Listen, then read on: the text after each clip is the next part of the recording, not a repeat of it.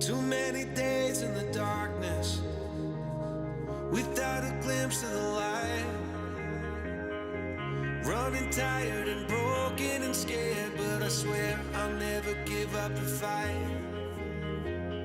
I see you broken and beat, head pulled down over your eyes. Every part of you wants to surrender, but darling, you were meant to survive. With every star, we are born again. Open your heart, spend less time in your head. With every star, we are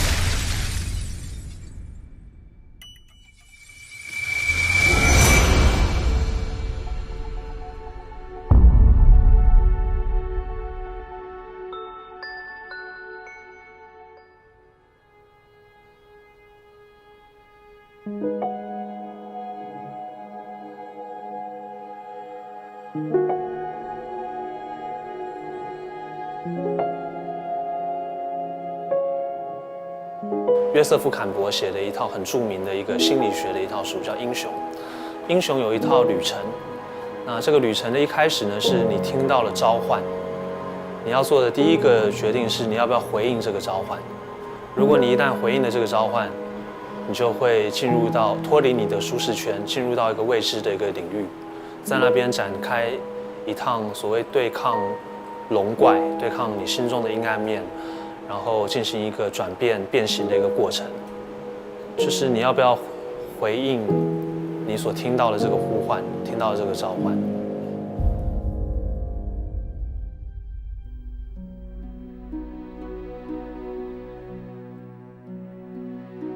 我希望做一件我自己觉得有意义、跟我人生会快乐的事情，然后最好这件事情也可以造福很多人。我觉得创业都是出自一个 belief， 当你有这样的 belief 的时候，在你的心目中，这件事情就变成是100%。我说实在，我第一天创业到现在，每12个月自己自我检讨，然后看自己的公司的产品成长到哪一个地步，你才能慢慢知道说你的远景、你的使命是什么，你值不值得，你有没有能力去做这个使命。人如果没有抱负跟理想的话，不是太无聊了吗？所以我还是希望可以做一些自己觉得有意义的事情。所谓的信仰就是没有任何科学根据的，它就是一个信仰，相信这件事可以为世界甚至为社会带来一些改变。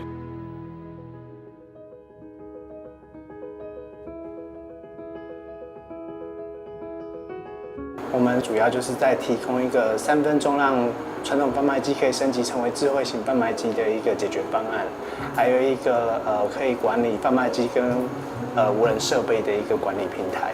我觉得在整个疫情之后，不单是贩卖机，而是各种的设备会开始朝向无人化的一个趋势，其实是非常明显的。菜虫农食是一间用数据跟网络的技术来解决农产运销问题的公司。那我们希望透过这样的一个技术来连接产地到餐桌，来让整个台湾农产运销的供应链变得更有效率，变得更有序。但更重要的事情是，在这个过程中，我们对于整个社会、对于环境所负担的责任应该是什么？ At Osher's Research, our mission is to ensure the next billion people. The whole goal is to try to use open health data as a new source of data to basically help insurers and consumers really manage the risk, health risk specifically. 那我们提供一种贴纸型的无线感测器，把这种感测器粘在工厂老旧机台的表面，搜集生产的过程，然后进行 AI 的学习跟分析。我相信现在的这个工厂、制造业都在寻求改变，改变对所有人来讲都是困难的事情。人可以很努力的去拒绝改变，那结论就是在下一站的时候，你就看不到上一站跟你站在一起的朋友。企业可以通过我们的公司或通过我们的平台去部署人员在全球150个以上的国家或地区。那企业在当地不一定要有自己的实体都可以通过我们的方式去解决，合规化的去解决这件事情。所以远距工作这件事情，其实它就是一个会长期存在的一件事了。那既然它会长期存在，那其实对于整个劳动市场就会发生很大甚至很剧烈的改变。那因为 SSD 的速度实在太快了，所以传统的这种 RAID 的解决方案没有办法去承受这么快的一个SSD 的速度，所以我们提供了一个非常创新的一个解决方案，能够发挥你所有 SSD 的效率。我们处在这个时刻是一个非常好的时刻，很多时候你只要在对的时候、对的时间做了一件对的事情，你就会得到非常好的效果。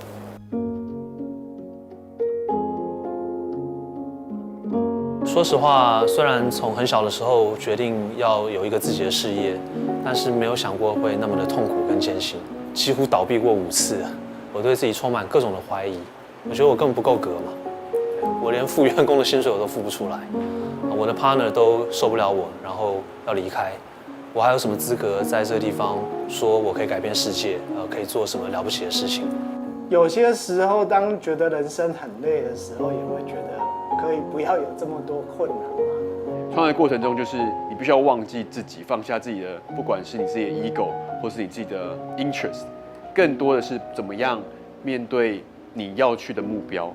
代价非常多，就是第一个就是家庭，家庭是肯定会很容易被牺牲掉的东西。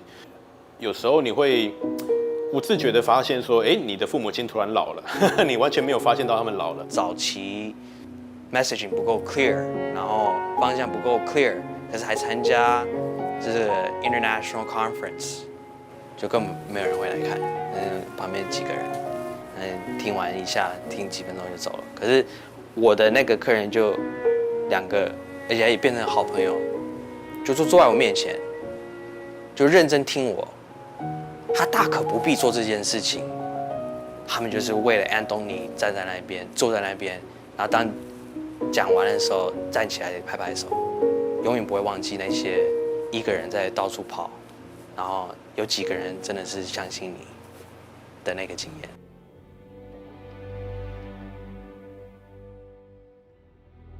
SparkLabs Taipei 是整个区域里面算是非常顶级的一个加速器，它也是非常顶级的早期的创投。就是我们在这个过程中需要非常多的这个帮助啊，不管是 funding， 不管是 connection， 不管是 resource。我觉得 Edgar 跟 Flora 设计的这一个整个 program 是非常非常精密，非常 dedicated。那 Edgar 讲的每一句话都讲在我的痛点上，所以我是很努力的按照他的规划去做出一些改变。那我也觉得我成长了很多。我觉得我们在做的事情是对的事情，我们所有的投入、努力、付出都是很好的累积，然后我也相信会陆陆续续看到很好的成绩，希望可以让更多人对台湾的新创是很有信心的。那我当然也希望对于台湾的这些新创团队，他们要对自己也很有信心，他们知道资源在哪边，然后他们可以怎么样的 outreach， 他们需要帮助的时候会来找 SparkLabs， 然后他们自己也可以让自己在要迈向国际的时候是已经自己是做好准备的，然后是可以跟世界上的其他的创业家一起站在同一个舞台上面。那我觉得这件事情是我们一直都很努力想要做的，很正向的去影响这整个的投资的环境跟创业的环境。SparkLabs 台北在2018年的时候设下一个目标，就是我们想要帮助更多台湾的创业家进国际市场。那我们所透过的方式是创业家帮助创业家的方法。那2年半过去了，我们已经这个投资加速了35间的新创，我们已经看到有一些很不错的这个新创团队，不管是成功拓展到新的市场，或者是募集到国外这个策略型投资人的资金，我们其实在的相信台湾是有这个能量。我们认为其实台湾的新创得要走国际市场，所以我们看到在这2年半，也透过真的是我们所投资加速的创业家很相信我们的信念，也跟我们一起努力去把这样子的事情打造出来。所以我们看到在过去这2年半的过程当中，我想大家所知道的，包括 Just Kitchen， 包括 Parsme，这些 SparkLabs 所第一个投资的团队都已经相继的出场。所以要跟大家说的是，其实时间跟速度是对创业家来讲最重要也是最宝贵的资产。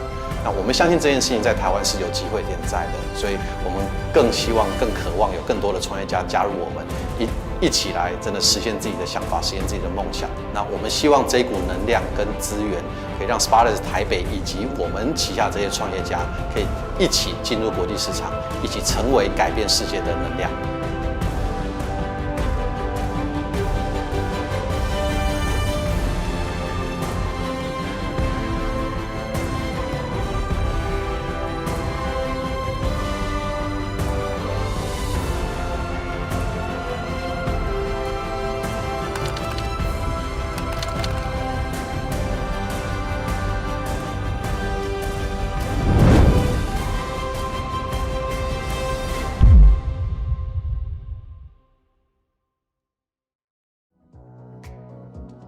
Good morning, good afternoon, and good evening.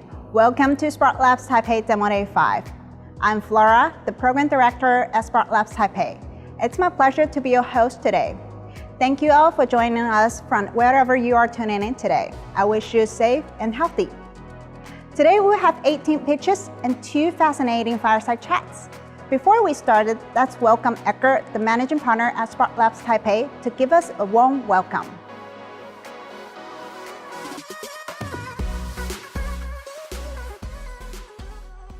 Welcome to SparkLabs Taipei DemoDay 5. I'm Edgar Chiu, co-founder and managing partner of SparkLabs Taipei. In Taiwan, we are still fighting with the COVID-19. We thought the COVID-19 era gonna end in the second half of 2021. Unfortunately, it takes longer than we expected. With the restricted travel conditions and the unpredictable macroeconomic situation, business owners need to find ways to survive. Due to the dynamic global market needs, user demands also change. We have to modify our go-to-market strategies to catch up on all those opportunities. If your business is related to remote work, food tech, industrial automation, logistics, etc., we suggest you better speed up expanding in order to win the market. There's no other best timing than today to rethink digital transformation, taking actions to truly adapt a new way to work. It's never too late to start. Many corporate executives consulted SparkLabs Taipei for the strategies of how to start making the move, and also all the possible solutions. Here are our suggestions. Investigate the bottleneck of work efficiency. Set a SMART goal with a timeline. Execute, adjust, and to deliver. First, use a data log to understand the current business process and the situation. Dig out the root cause of the bottleneck. Prioritize all those problems with impact, frequency, and the resource needed. If you haven't measured your operation with data, suggest you start to do so as early as possible. Second, set an annual or semi-annual target. Do backward accounting to lay out the short-term milestones and then discover possible solutions on the market. SparkLabs has an international network of accelerators and funds that have been invested in over 300 startups around the globe. We are the connector of many leading tech startups with a solution that can assist you right away. Once you start to work with startups or corporate partners, give it some time to try and wait for collecting feedbacks. Defer judgment and do more tests to discover the meaningful findings. It's okay to adjust. But remember, execution is the key. SparkLabs Taipei is a startup accelerator with a venture capital fund that's funded by entrepreneurs for entrepreneurs. Our vision and mission are to help founders go global. We support data-driven companies to grow international markets. If you are from Taiwan, want to land your business in Taiwan, build the R&D team in Taiwan, or enter the Asian markets through Taiwan, we welcome you to talk to us. SparkLabs Taipei has a 3-month-long accelerator program.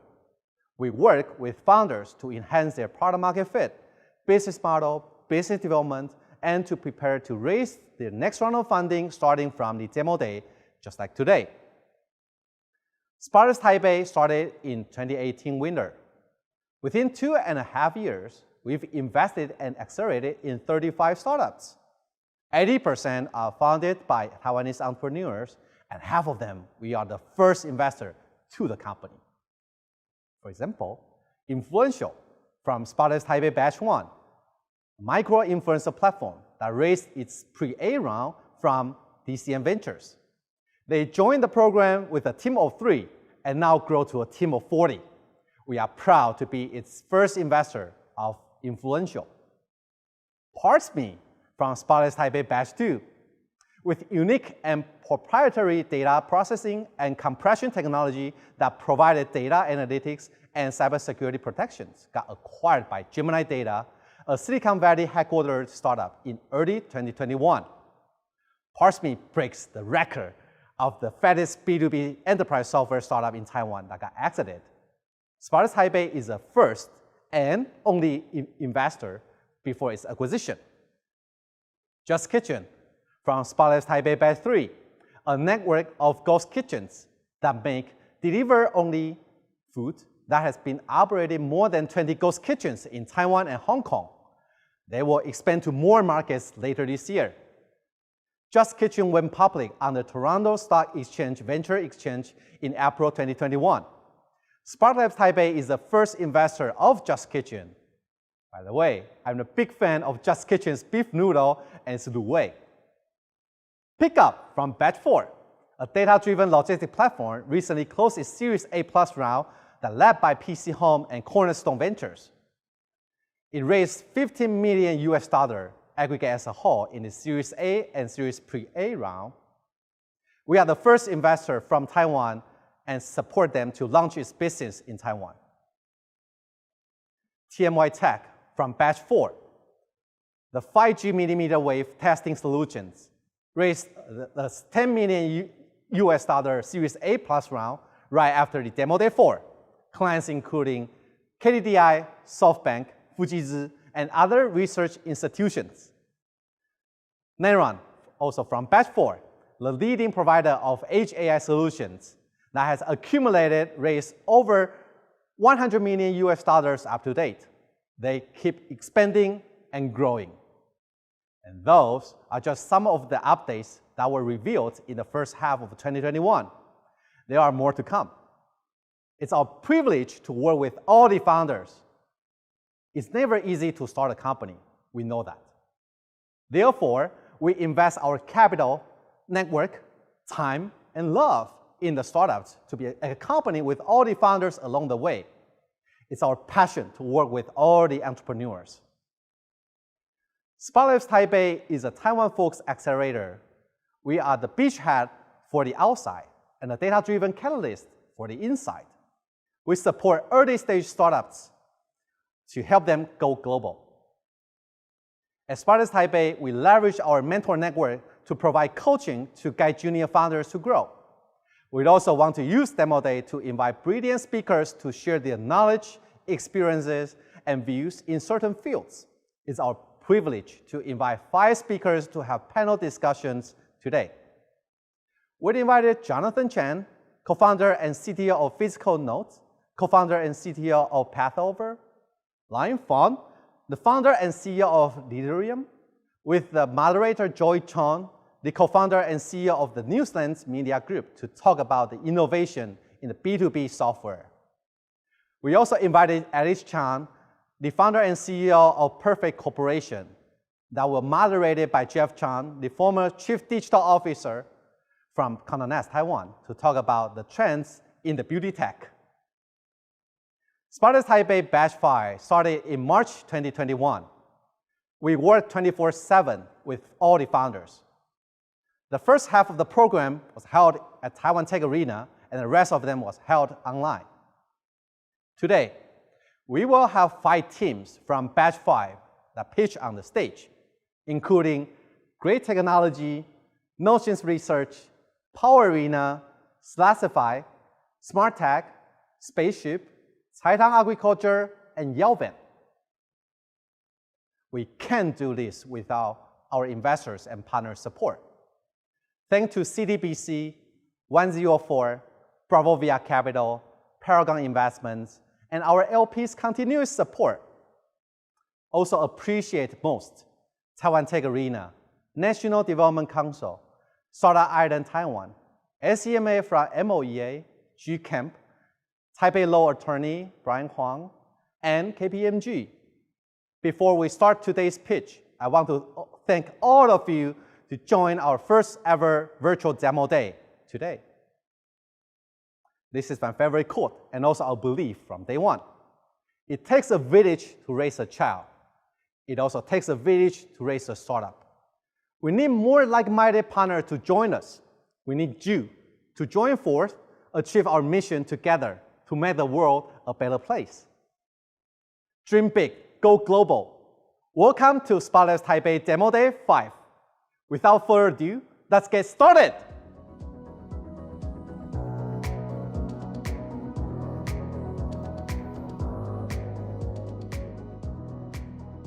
Hi, I'm Eric from Wishon. In the past few years, Industry 4.0 and AI become a very hot topic to discuss, which got a lot of attention from corporates, particularly if the company are focusing on the product manufacturing. Corporates spend a lot of effort trying to gather the data from current production line and the manufacturing equipment. They hope to use the data for AI analysis to get the result which to improve their product quality and the productivities. Factory start to put a different sensor which including the temperature, humidity, acoustic, and the vibration. Unfortunately, it seems not so easy. People found unless they spend a big money, they will difficulty to install the sensor to get the suitable data. In the other hand, those kind of sensor bugs and the wire cable cause trouble and impact their current operations. Therefore, an easy install, wireless, and a cost-effective sensor become a major target like the factory people are looking for. Smartech, a Taiwanese-based startup who own a very unique flexible sensor technology, can fulfill those requirements from industries. I'm glad to introduce Kim Zhang, co-founder and CEO of Smartech. Kim, please.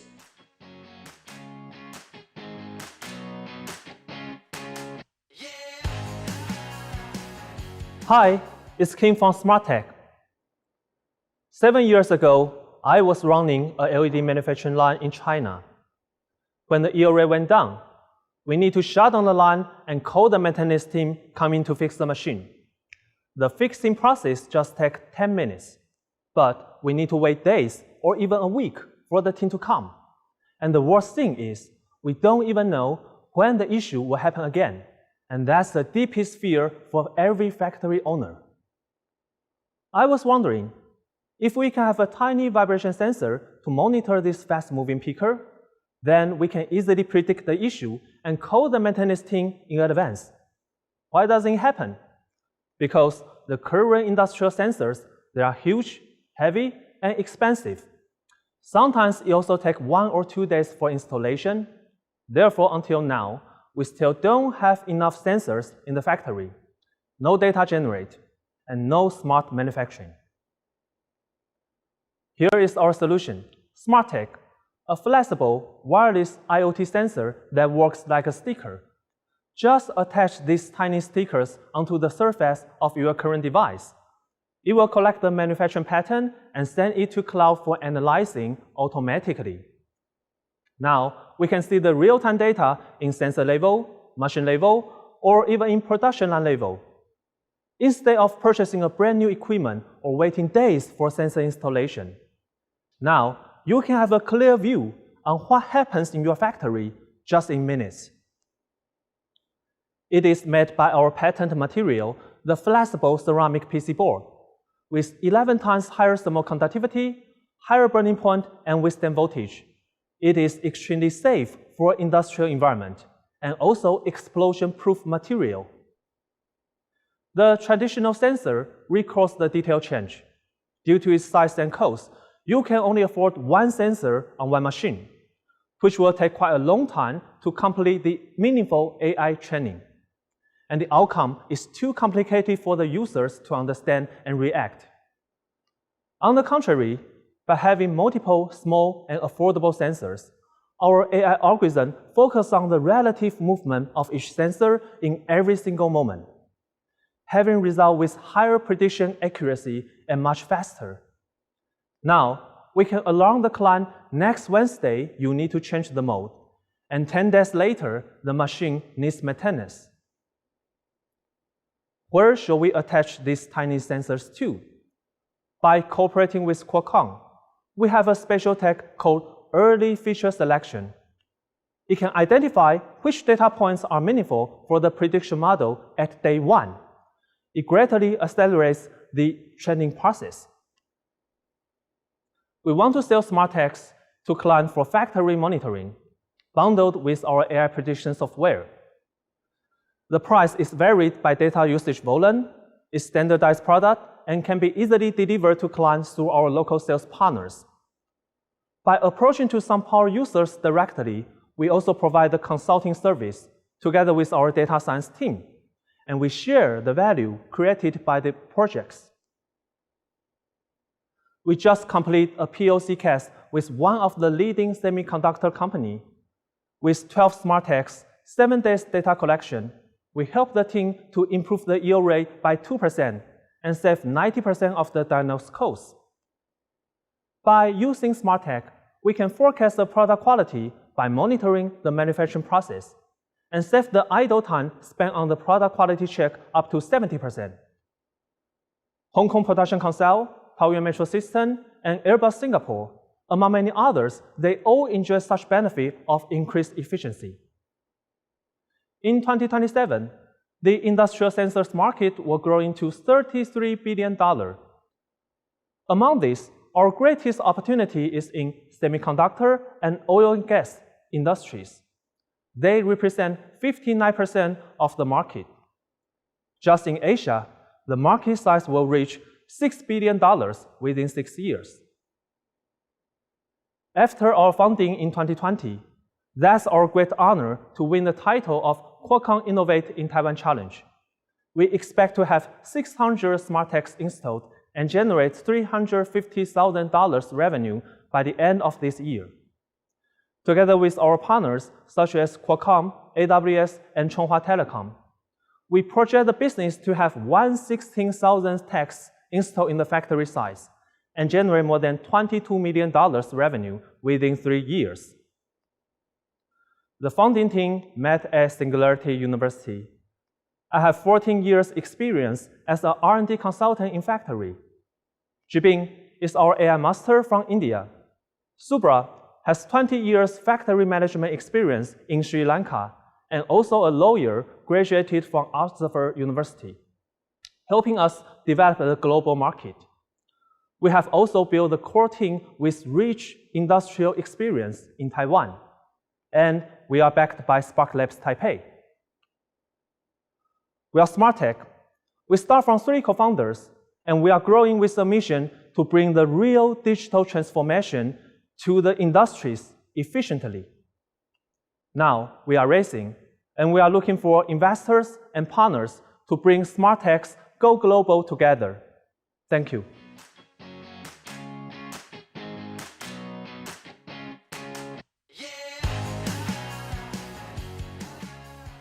Everyone, I am Crystal, CEO and founder of Pickup, a tech platform focused on logistics optimization, machine learning, and predictive analytics to enable businesses to scale across the borderless e-commerce.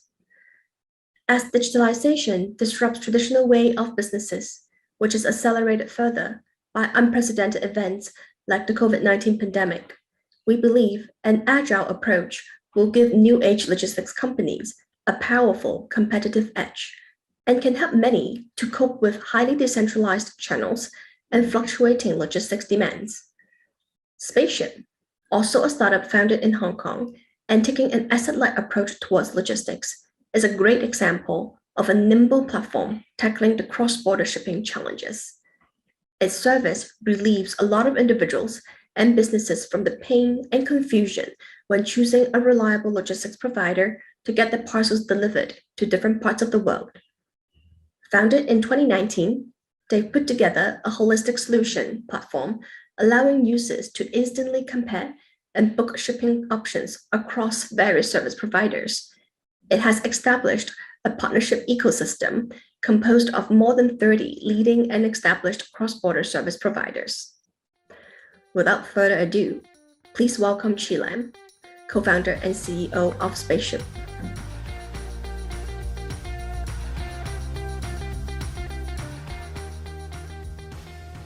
Hi everyone, this is Chi Lam, CEO and co-founder of Spaceship, a smart logistics platform. The global courier, express, and parcel service industry is huge. It was approximately $356 billion in size in 2019 due to the dramatic rise in e-commerce demand further fueled by the global outbreak of COVID-19. It is estimated to grow with around 6% CAGR and to reach $411 billion in 2023. However, nowadays, customers still face many pain points and blockage when using the courier service. For example, long onboarding time. It takes almost 2 weeks for a business account registration. Disorganized and incomplete service. Each service provider mainly provides one service only. Inconvenience user experience.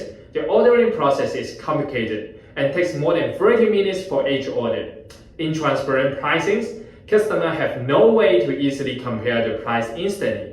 Also, the heavy operation cost and costly shipping fee that make the courier service is not affordable to the customer. And that's why Spaceship was born, the first global logistic digital platform in Hong Kong that provides instant comparisons and booking worldwide door-to-door courier shipment online, and we aim to make logistics easy for everyone. Spaceship disrupt the traditional courier usage and simplified the complicated cross-border booking process in 4 steps only. First, compare and pick the best fit options. Second, declare the shipment content. Third, choose the time slot for the shipment. And finally is the payment, and the end-to-end tracking will be started. Now, with Spaceship, without the lengthy form to fill in, user can onboard in only 10 seconds. With one Spaceship account, connect all logistic courier and service. The easy-to-use UI simplify the ordering process and speed up the shipment creation time by more than 6 times. Also, no matter the individual, business, or platform user, can instantly make comparisons among the service provider while enjoying a very significant discount. Our business model is to consolidate all the logistics solutions, including the first mile, drop-off, courier, packing, insurance, warehouse, etc., and serve as a logistic hub to provide user a single entries. Moreover, we act as a strategic partner with those logistics service providers to enhance their existing service and help them to acquire the customer digitally. And therefore, we enjoy a very great discount rate from this player, and we transferred it to our user. User directly make payment on our platform, and we can take up to 40% gross profit in shipment fee and value-added service. We are now focusing on the consumer market, and there are several product lines, including booking platform, a seamless logistic booking platform. Spaceship Move is vertically in relocations and moving sessions. Marketplace, buy without boundary around the world. Travel is vertically in logistic niche traveler. Spaceship launched in November 2019, and we are already profitable after 3 months of launching. In 2020, we reached the $5 million revenue, acquired 100,000 members, over 30% month-to-month member growth, and processed 1.4 million online quotations. As of this June, we already partnered with over 30 global brands, including Visa, MasterCard, HSBC, Carousel, GoGoX, Alipay HK, and Asian Mile, etc. Other than the consumer market, we are growing in the enterprise and e-commerce sector. We will act as a SaaS provider which collaborate with Aftership for merchant referral and partnered with Shenfeng DHL and Geodis to provide fulfillment service, which will speed up our growth in e-commerce sector. And our first target will be Shopify and other e-commerce platform later on. When expanding to a new market, our growth strategy is to onboard our individual and SME service first, which will help us to set up all the logistic infrastructure, including courier service partner, fulfillment, drop-off network, etc. And all of them will cultivate our logistic cloud solutions, which can then facilitate the growth of e-commerce sector. So that our tech on the personal service and business service are both supported by our logistic cloud solutions. And the cloud solutions was enriched when we are expanding to a new market. We are now targeting to expand our service to Taiwan and coming with other SEA and Asia countries shortly. We are projecting the year-to-year revenue growth rate over 10x in the coming years and targeting to reach $82 million revenue in 2023. We are an experienced team with a global sense. We are a group of talent from leading organizations across the logistics industry, e-commerce, and startup, including XGM in Casetify, management in FedEx, Portally in Mozilla, Tenny in Lalamove and PwC New Ventures, and also some expert in the financial and AI field. Since January 2020, we have closed the 2 rounds of fundraising, which are backed by Partner X, SparkLabs Taipei, and some professional individuals. We are now looking forward to the next round of fundraising for expansions. We are a team passionate about innovating logistic usage. We are now consolidating all the logistic data and aim to make logistics easy for everyone. Let's explore the new space in rural shipping. Feel free to contact me if you are interested in spaceship. With spaceship, go for the next, stay connected. Thank you.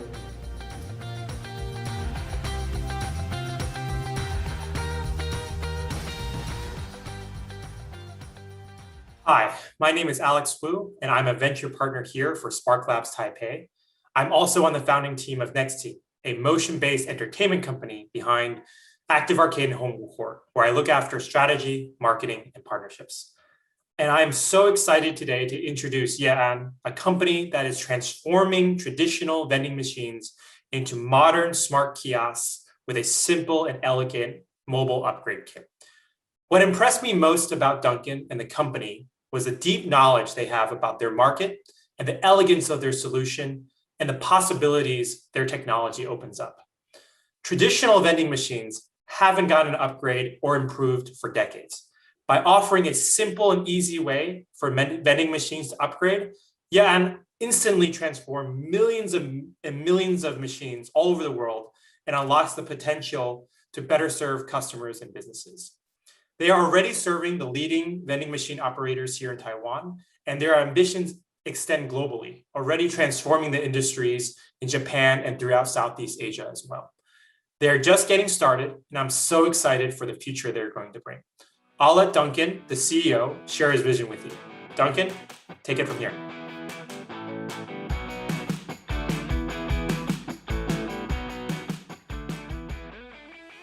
Hello everyone, I'm Duncan, co-founder and CEO of Yaoven. Vending machines are everywhere. In Japan, they have over 4 million vending machines. Every month, those vending machines generate over 5 billion revenues. Their selling quantity can stop over 3 container ships. The revenue number seems huge, and gross profit is 40%, good enough. But the average margin is just only 4%. You may wonder why. There are 2 reasons. First, inefficient operations. Operators have no idea about sales data, what products are sold, what items should be refilled. On average, they bring 25% of wrong items with them and waste 2.5 hours to make sure they refill correctly. Second, opportunity missed. There is no notification or alert from any machine. So, operators have no clue whether the machine is well functioning or having coin jam, cash box full, or any other problem. All of this just because they don't have a real-time system to offer them real-time data to help them make business decisions and actions. Yaoven has a solution, vending machine upgrade kit. The key is just like a gateway for vending machine to help a machine have ability to collect data. It's very easy to upgrade with 4 steps. Put the module in, plug in the connector, install a tenor, and post the sticks. All this could be done within 3 minutes. You don't have to bring it back to factory. You don't have to change the machine out shift. After upgrading, machines start to send the data and the notification. Also, enable several great functionality for the machine. Support telemetry system to send all inventory data back to cloud. Further, the machine will support over 40 kind of e-wallet to prevent coin jam. Last but not least, support notification for door open, out of service, low stock, to help machine take action immediately.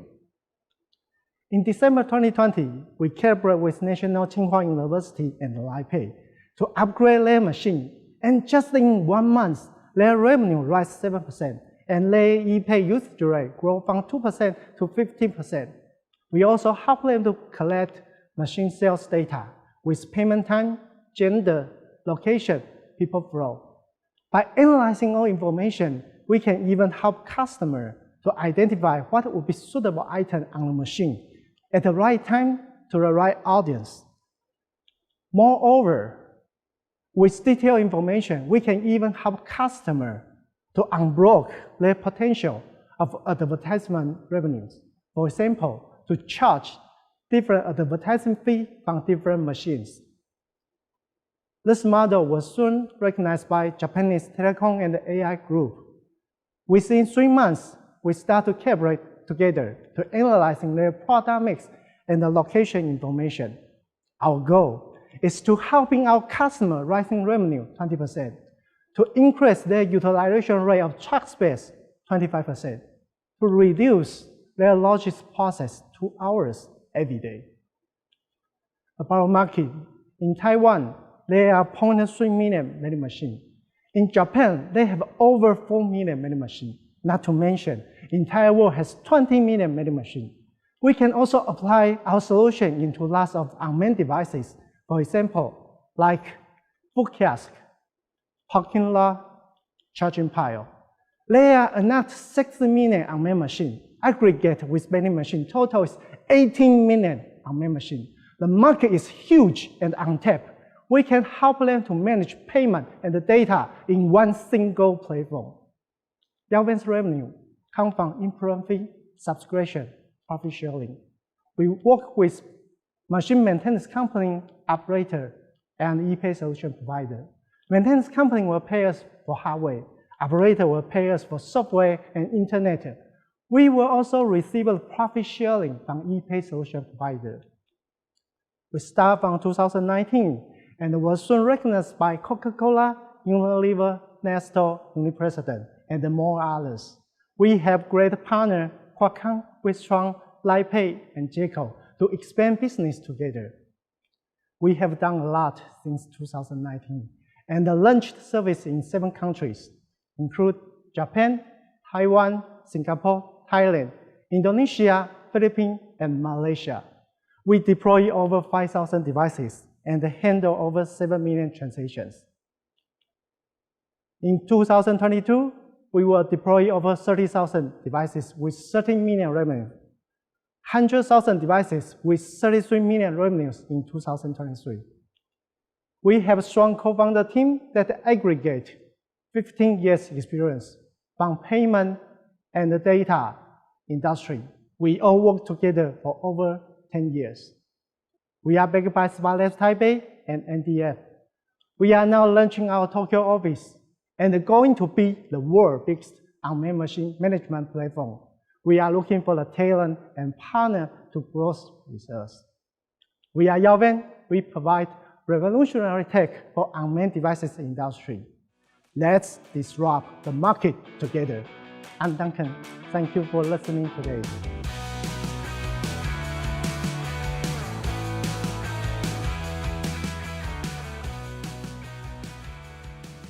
Hi, I'm Zia Zaman. For 6 years, I was the Chief Innovation Officer at MetLife. And that's where I got to know Anthony in Notions. We were running a reverse pitching program called Collab, and Notions was one of the winners. When I was the CEO of LumenLab, we delivered a ton of projects, some of which won some major awards around health, aging, and wealth, and Notions was one of them. Let me tell you a little bit about what our vision was as an insurer. We wanted to solve the interesting job to be done of our actual customers. What they wanted is to live a longer, happier, thicker, fuller life.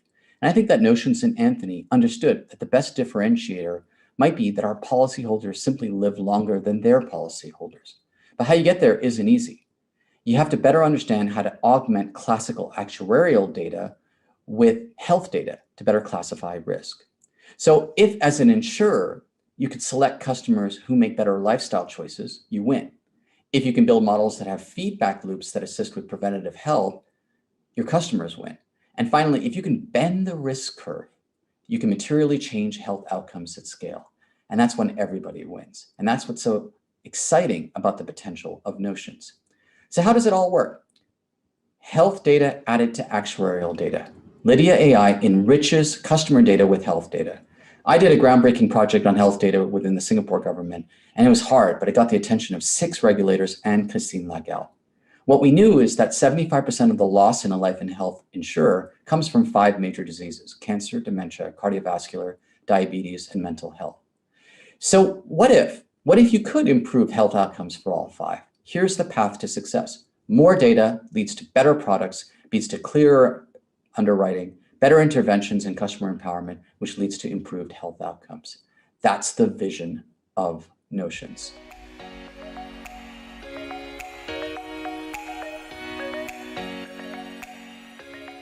Hi, My name is Anthony Lee, co-founder and CEO of Notions Research. Today, I'm really pleased and honored to introduce you to a new category of health insurance products called Pay How You Live. It's our journey of insuring the next billion people. Now, insurers don't fear high risk. They fear unknown, unmanageable risk. And with seniorization and people getting older and getting more sick, health risks are increasingly unknown and difficult to manage for health insurers. Lydia AI is trained on global health data, and this is a huge difference to how insurers have traditionally defined health risk. Traditionally, they've always been focused on age and gender to design products and pricing, but in the new world, Lydia AI trained on open health API data, we can help predict risk continuously. Lydia AI uses this kind of health data to predict more health risk more accurately. Our competitors are using step count data to predict mortality and anything from generic country risk factors to predict global disease risk factors for morbidity. Now, Lydia AI Health Score is based on open health data. No amount of step count data is going to be able to help you predict cancer and critical illness. Now, once you know a little bit more about risk with health AI, we can now begin redesigning products. And we're talking about billion data points of Lydia AI, trained over 20 million lives from multiple countries and growing.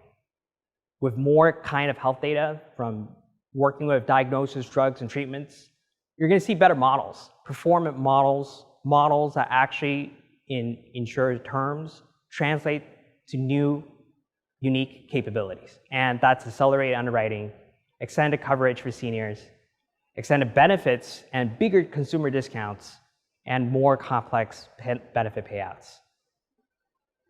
We've already done this, embedding Lydia AI directly into the insurance product. And this helps insurance companies build insurability, inclusiveness, and product diversity.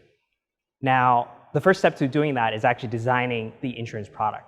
So we work with the actuary team, and we convince them of the powers of the health score compared to their actuarial table. We then convince the underwriting team that, hey, you know, if you use open health AI, you still get the same kind of alignment with underwriters. And more importantly, over 20% increase in people who were rejected, postponed, to standard. All of that being done by API-based integration. Furthermore, the third part of our journey is empowering customers. Customers have an in-app experience that give a comprehensive health assessment that gives you the actual protection gap that is designed and individualized to you. Lydia AI, in short, is a sandbox for digital product creation. You're going to see a new digital customer experience where we acquire customers and we help customers actually understand their healthcare data and their health status. And on the other hand is helping the insurance companies build those capabilities to help the consumers. We're talking about different kinds of analytics at different life stages, different underwriting capabilities, and an integrated healthcare ecosystem. This is dramatic. It's a huge change.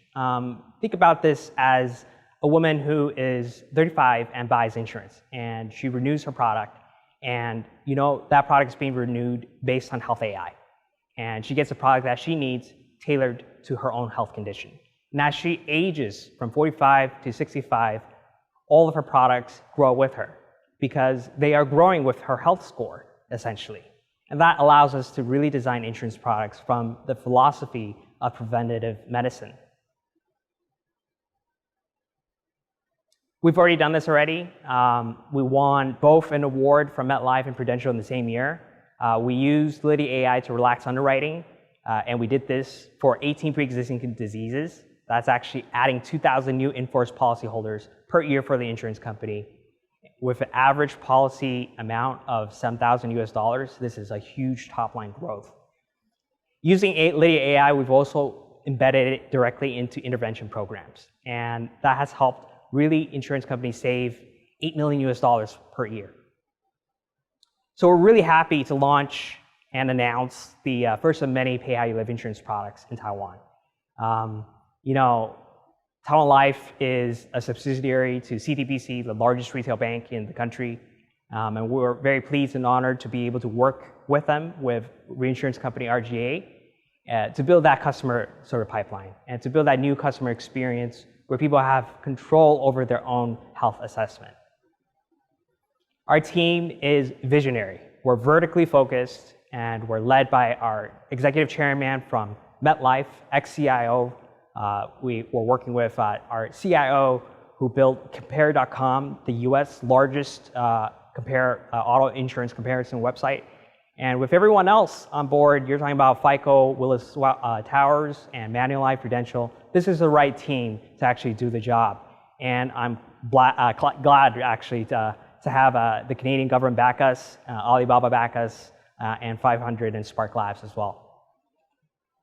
Now, our mission is to ensure the next billion people. And what does that mean? Well, it means using an alternative source of data that insurers have never used before, health data. That is the only way to actually provide continuous, accurate risk assessments to build the next generation of digital life and health insurance products. Thank you.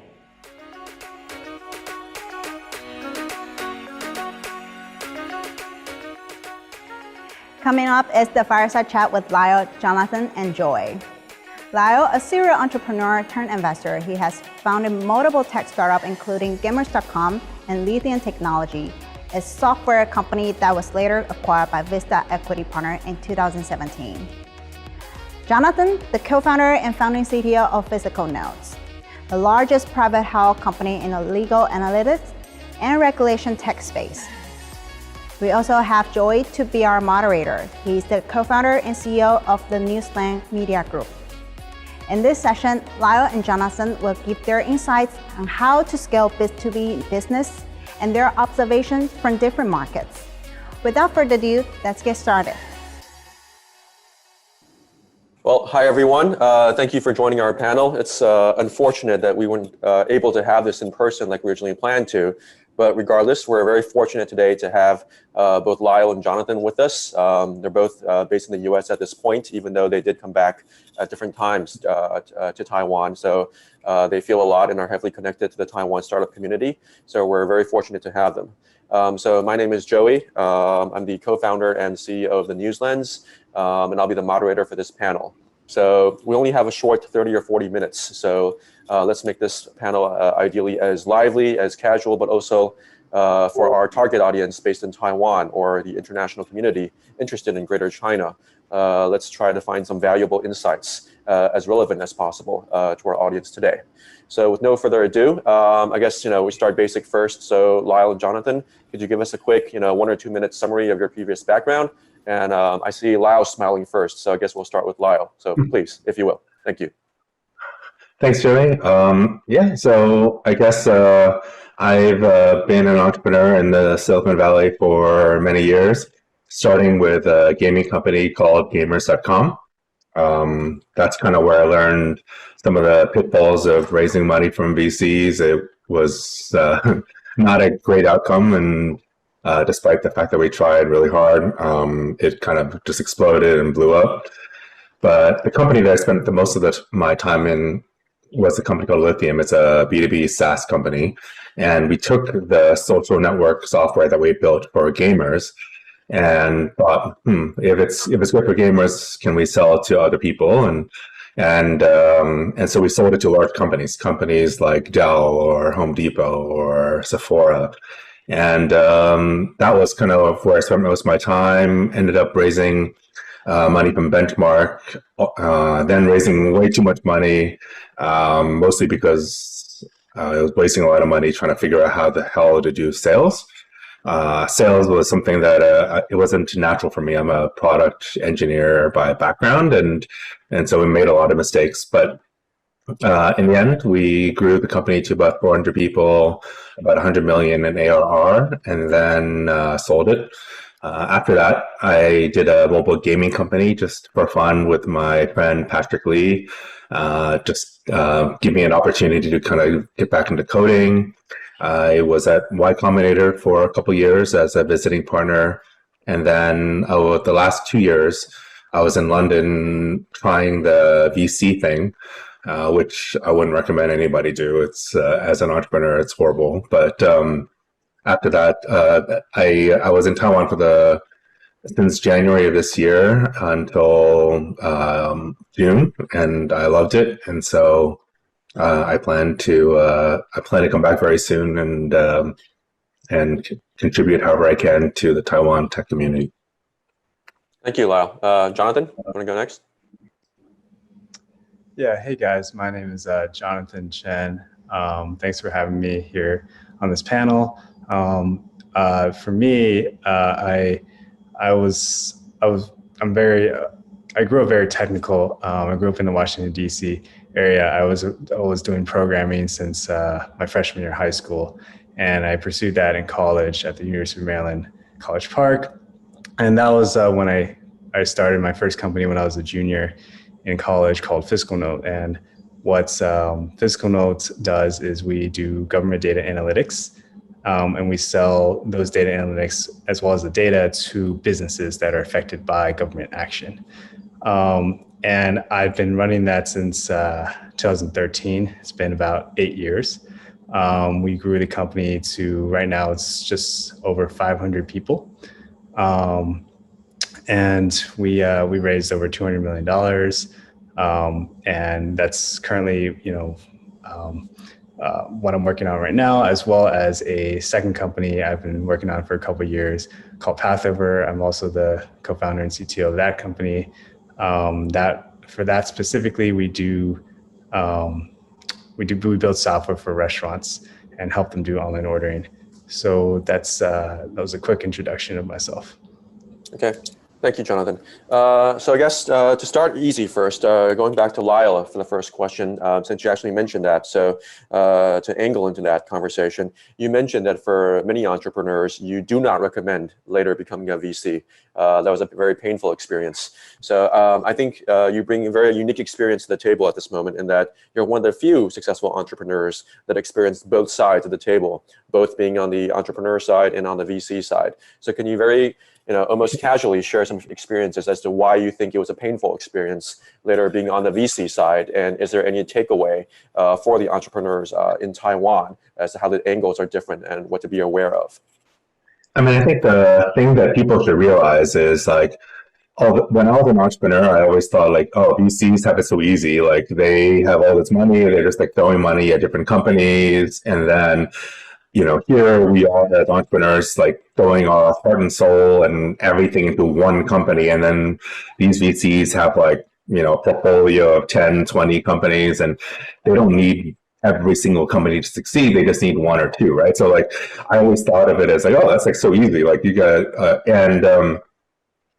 I think there's like a lot of things as entrepreneurs that we should realize. Like one, like VCs still have to raise money from someone else, and actually raising money from VCs is a lot more fun than raising money from LPs, because the limited partners who the VCs raise money from are typically like these are pension funds, like like endowment funds, like they're not as visionary typically as the type of VCs that you normally talk to. So, and you have to do it a lot. And some VCs I know like raise like they have like 100 meetings a year and they're to raise for their fund, and then they have to do this perpetually every 2-3 years for every subsequent fund.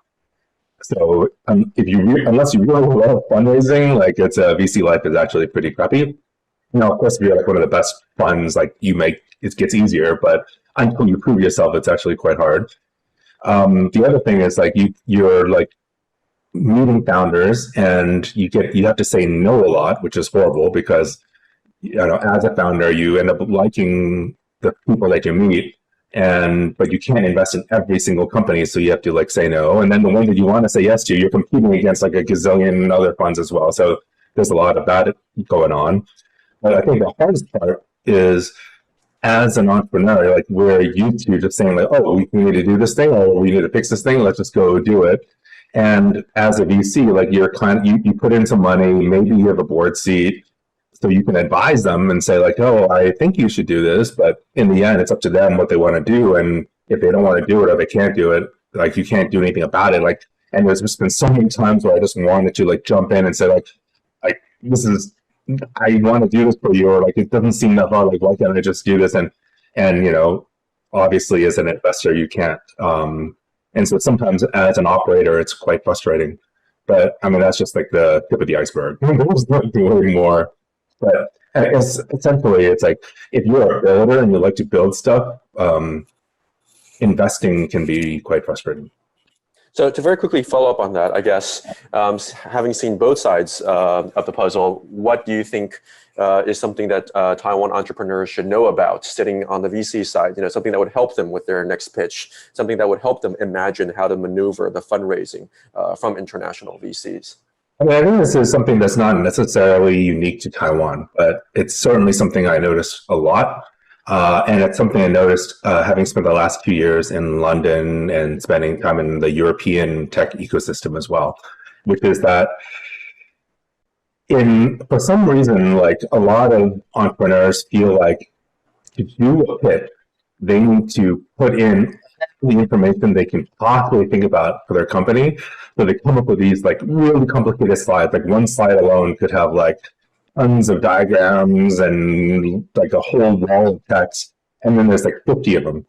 And so the thing that we learned in the Valley, and for myself, like, I've raised quite a few rounds of funding, and then I've helped a lot of companies raise funding, and I've learned over the years, it's like, as entrepreneurs initially, when we were raising money for the first time, like, this is something that it's a skill that we don't know.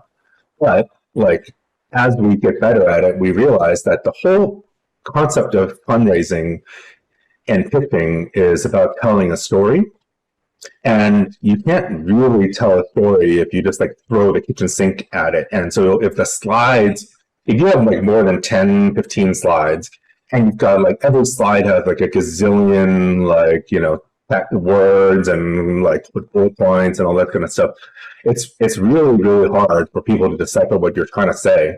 And if they can't figure out what it is that you're saying, people won't invest. And I think, especially in Taiwan, because we have such technical talent, oftentimes the pitches that I've seen are like really, really technical, and they get into such detail so fast, but they miss the main point, which is like, why are we doing this in the first place? Why are we the best in the world to do this?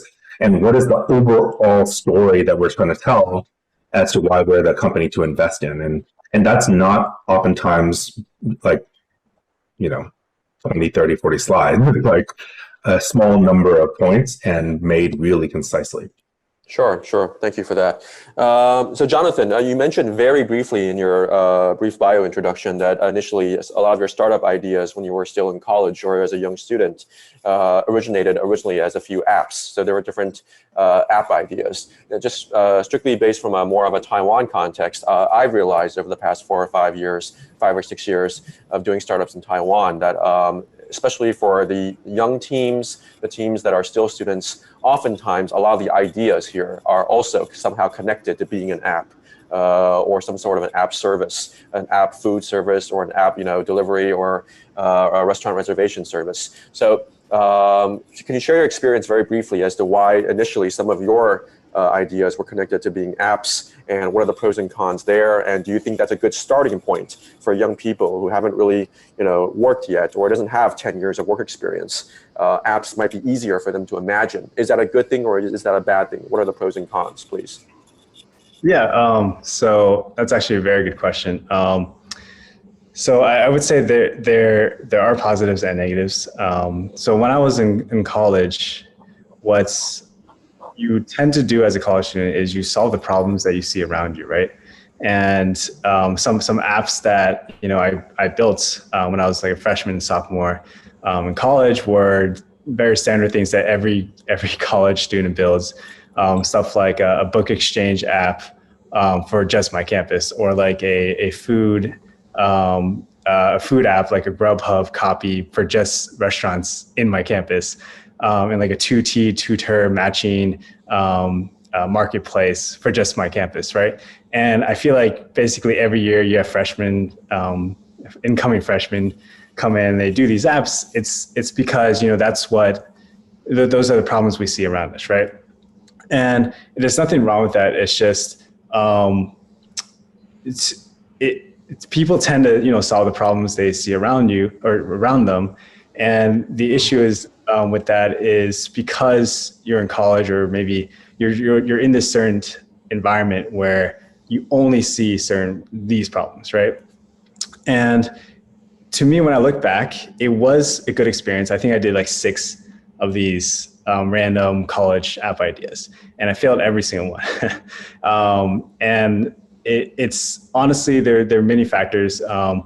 One of them that when I look back, it's probably because I wasn't as passionate about them. I was just trying to build stuff to get something out there. And the team members that I was building with, my other co-founders, other students, we had schoolwork and we didn't really put 100% of our time into it, and it kind of just died down.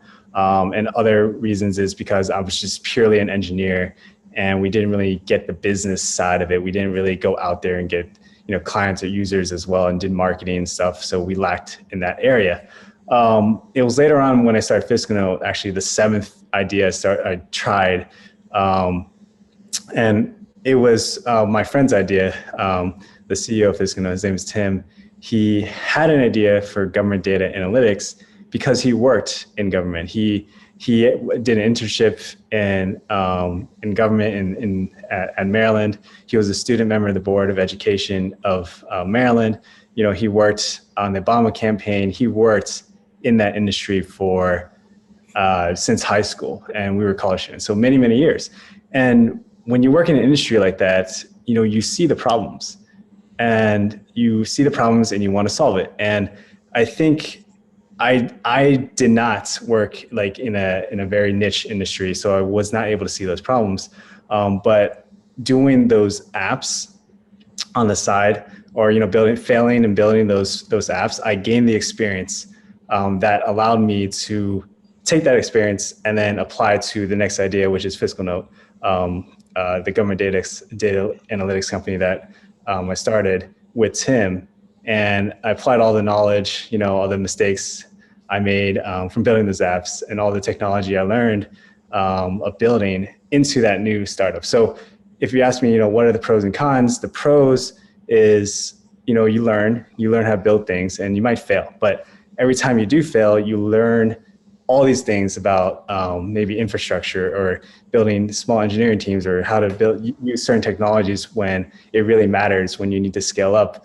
You make all those mistakes now in the beginning on these little ideas that you have, and then when it really matters, you have that experience ready.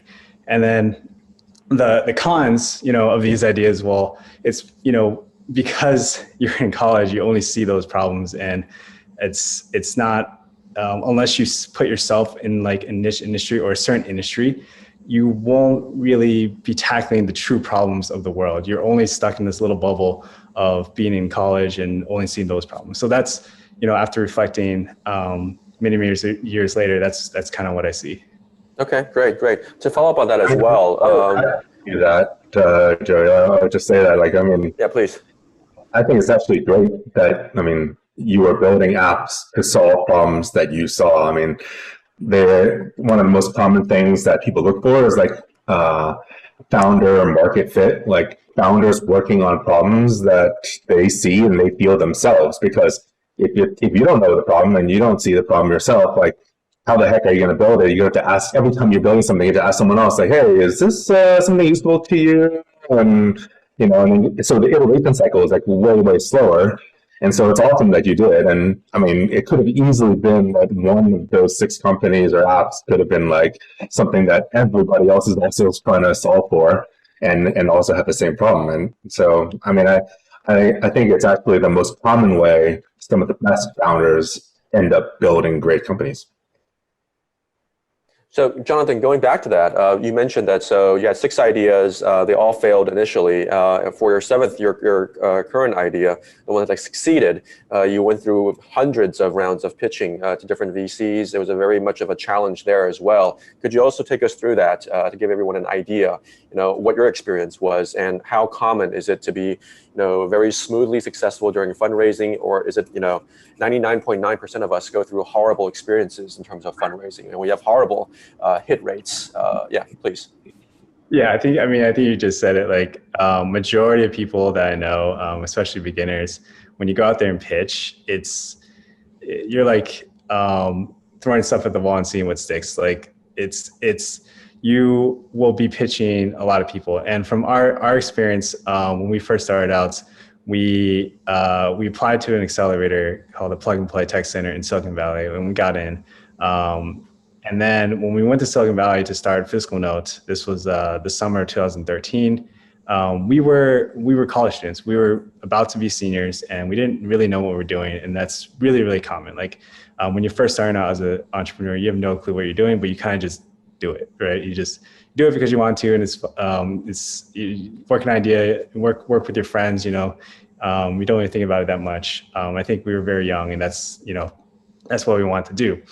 And my role, I was the technical person, so I was a CTO, and I built the product. That was my role. And Tim's role, the CEO, his job was probably the hardest. His job was to raise money. He had to go out there and pitch and set meetings with angels, with VCs, with just a bunch of investors. And I remember every single day, he would try to set up a meeting with, a couple folks in the Valley, cold email a crap ton of people. We Google like lists of VCs and angels. We try to find their emails on Google, and we just cold email all of them, or try to get connects from our existing connections and try to get intros, right? And almost the entire summer, every single day, Tim would come back at the end of the day and be like, hey guys, I pitched to so-and-so and they don't want to invest.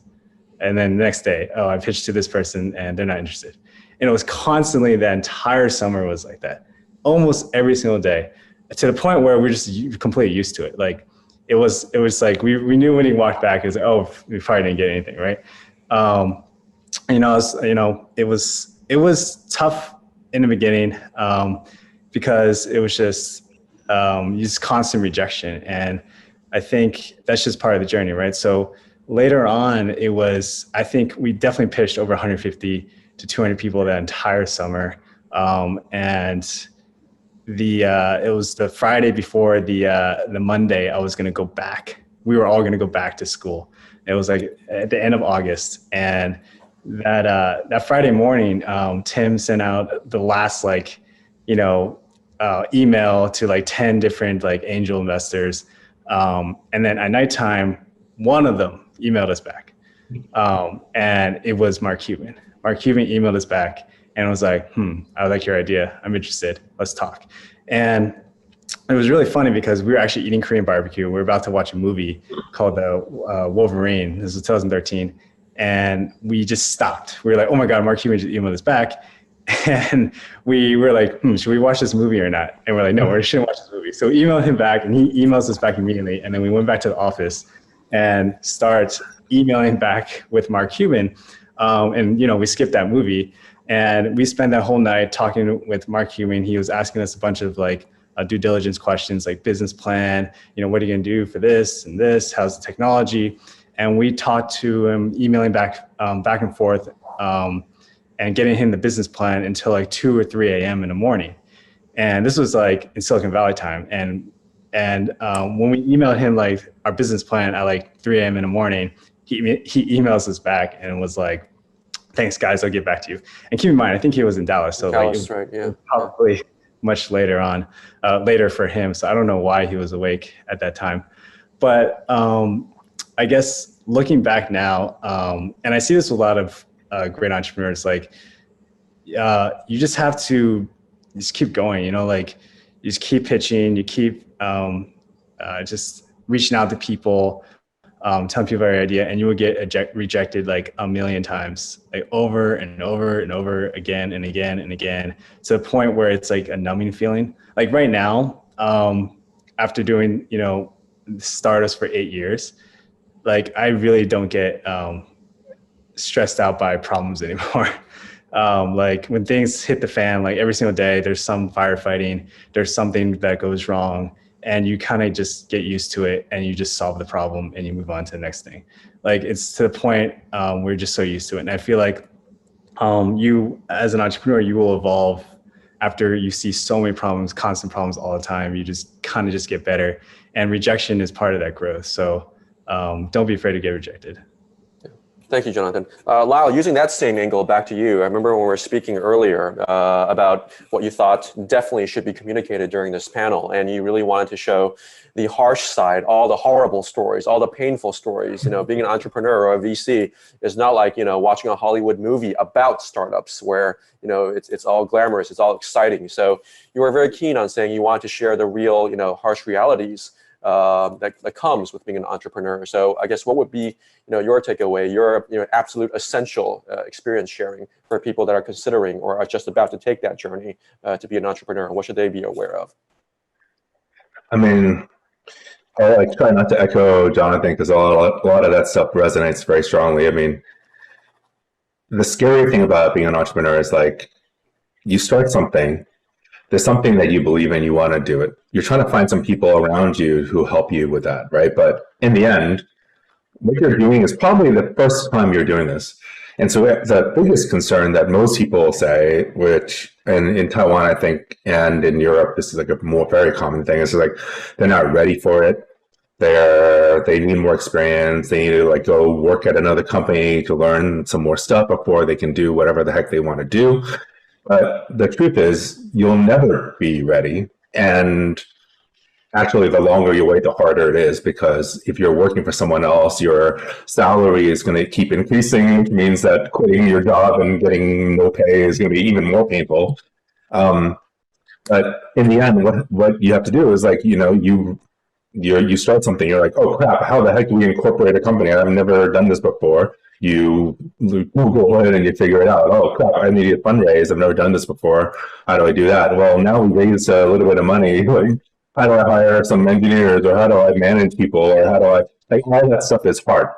And it's most likely for most entrepreneurs doing that, it's going to be the first time doing it. And in the end, like, basically, if you look around and say, like, almost all entrepreneurs who've ever done anything, doesn't matter what region it is, like, you have to put yourself in this like suspension of disbelief and say like, yes, I don't know this stuff, but it's okay. Like, I'll figure it out. Like, if you try to go at it and say like, I'm going to figure it out first, well, probably by that time, whatever idea you have is too late anyway. But there is never a time that you can spend your whole life trying to learn and you're never going to be ready. So if entrepreneurship is what you love and what you really want to do, and having that independence, being able to do what it is that you believe in instead of listening to someone else tell you what to do, like you should just do it. So also on that note, you also have 3 different background experiences. You have entrepreneurial or investment experience in the US, in UK, and some in Taiwan as well. So I guess could you list out the main surprising experiences or the surprising differences in these 3 markets, and what do you think would be valuable for entrepreneurs from Taiwan to know that would be inspirational or helpful to their thinking that is different from these 2 versus being in Taiwan? I mean, I think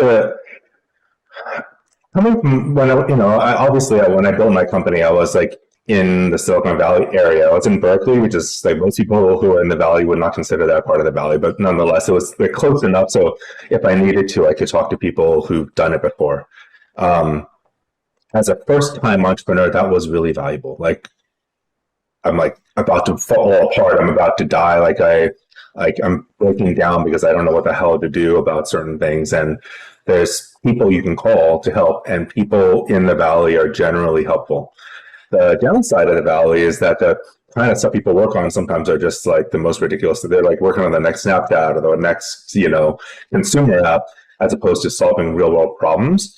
And in the Valley, there's generally people, self-promotion is like a big deal. Like, it's like people in America, maybe this is an America thing, but people would say they're awesome and promote themselves, even if they're not the greatest. Whereas if you look at Taiwan and you look at UK, people are generally more humble, that humility and self-awareness actually can work to your advantage and disadvantage. Like, I mean, I personally love working with people like that, but then at the same time, when I was in the UK, I'm talking to these companies, I'm like, why are you better than this whatever US company, or what is so special about what you do? And they're like, there's nothing special about what we do. It's just, we're like we're just a US company, except, you know, the smaller European version. And, you know, like, you would never hear this from a US company, you know, like in general, like the way that people market there is in the US is just a little more confident. And I think the thing that I would say applies most to Taiwan is the way that people market themselves and the way they market their companies is trying to use credentials and technical, like, you know, patents and technical terms in order to prove that they are valuable. And in actuality, people don't get convinced that way. Like, if you were to try to convince someone, like, my company is great and you should invest, or my company is great and you should buy my product, like people connect at a much more human level. You need to take something that is technical and is complex, and then boil it down to the most core, like, colloquial way of describing it, so that anyone, including, say, like my aunt, who's not technical at all, can get it. And too often, I think in Taiwan, it's like one of the things that people do is, like, they just use technical patents and technical acronyms and terms as a crutch. Not to say that they don't know that stuff. I mean, they obviously are really, really talented and really good at whatever in the things that they're working on. But it's very hard for people to then get emotionally attached to it, to say, I want to back you, I want to join you, I want to buy your product, if all they see are specs and, you know, technical jargon. Thank you. That's very helpful. Jonathan, back to you. So going back to your original experience in terms of starting from apps and then eventually going to more of a B2B business route. Also, I guess to make this question more relevant to, you know, young Taiwan entrepreneurs that are thinking about their first startup, how would you say is the easiest logical way to think about for their first few startups? Should they focus on a B2B angle or a B2C angle? How did it affect your decision making? And what do you think are, again, the different pros and cons about, you know, going down the B2B or B2C route?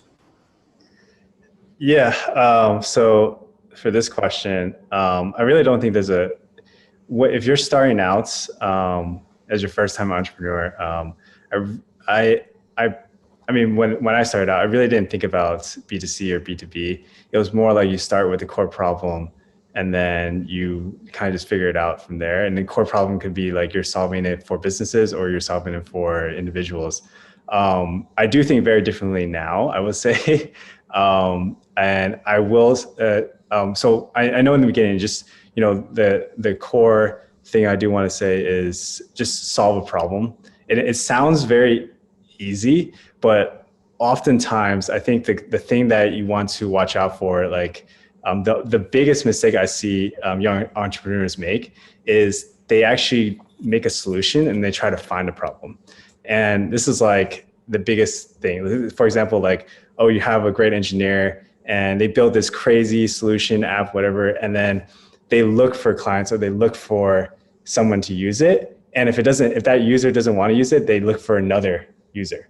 And then they're like, oh, this is not what we need. And they're like, okay, well, I'm going to take my solution and find someone else to see if we use it. That's the completely wrong approach. Even if you do that, let's say you did fall into a trap, you talk to the first user and they say, hey, this is not what I want. This is not what I want. You don't ignore that user and go to the next user. You basically say, okay, so what do you want? What do you need? How can I solve, you know, the issue that's in front of you? And then you build something for them. You talk to the customer or you talk to the end user and you try to figure out a problem. And I know, like, for a fact that so many entrepreneurs, young entrepreneurs, especially technical ones, they build things that without even talking to people, they build things based off of what they think someone would use, or, you know, they think would solve a problem, and then they build it and then they go to that person versus actually working with them, right?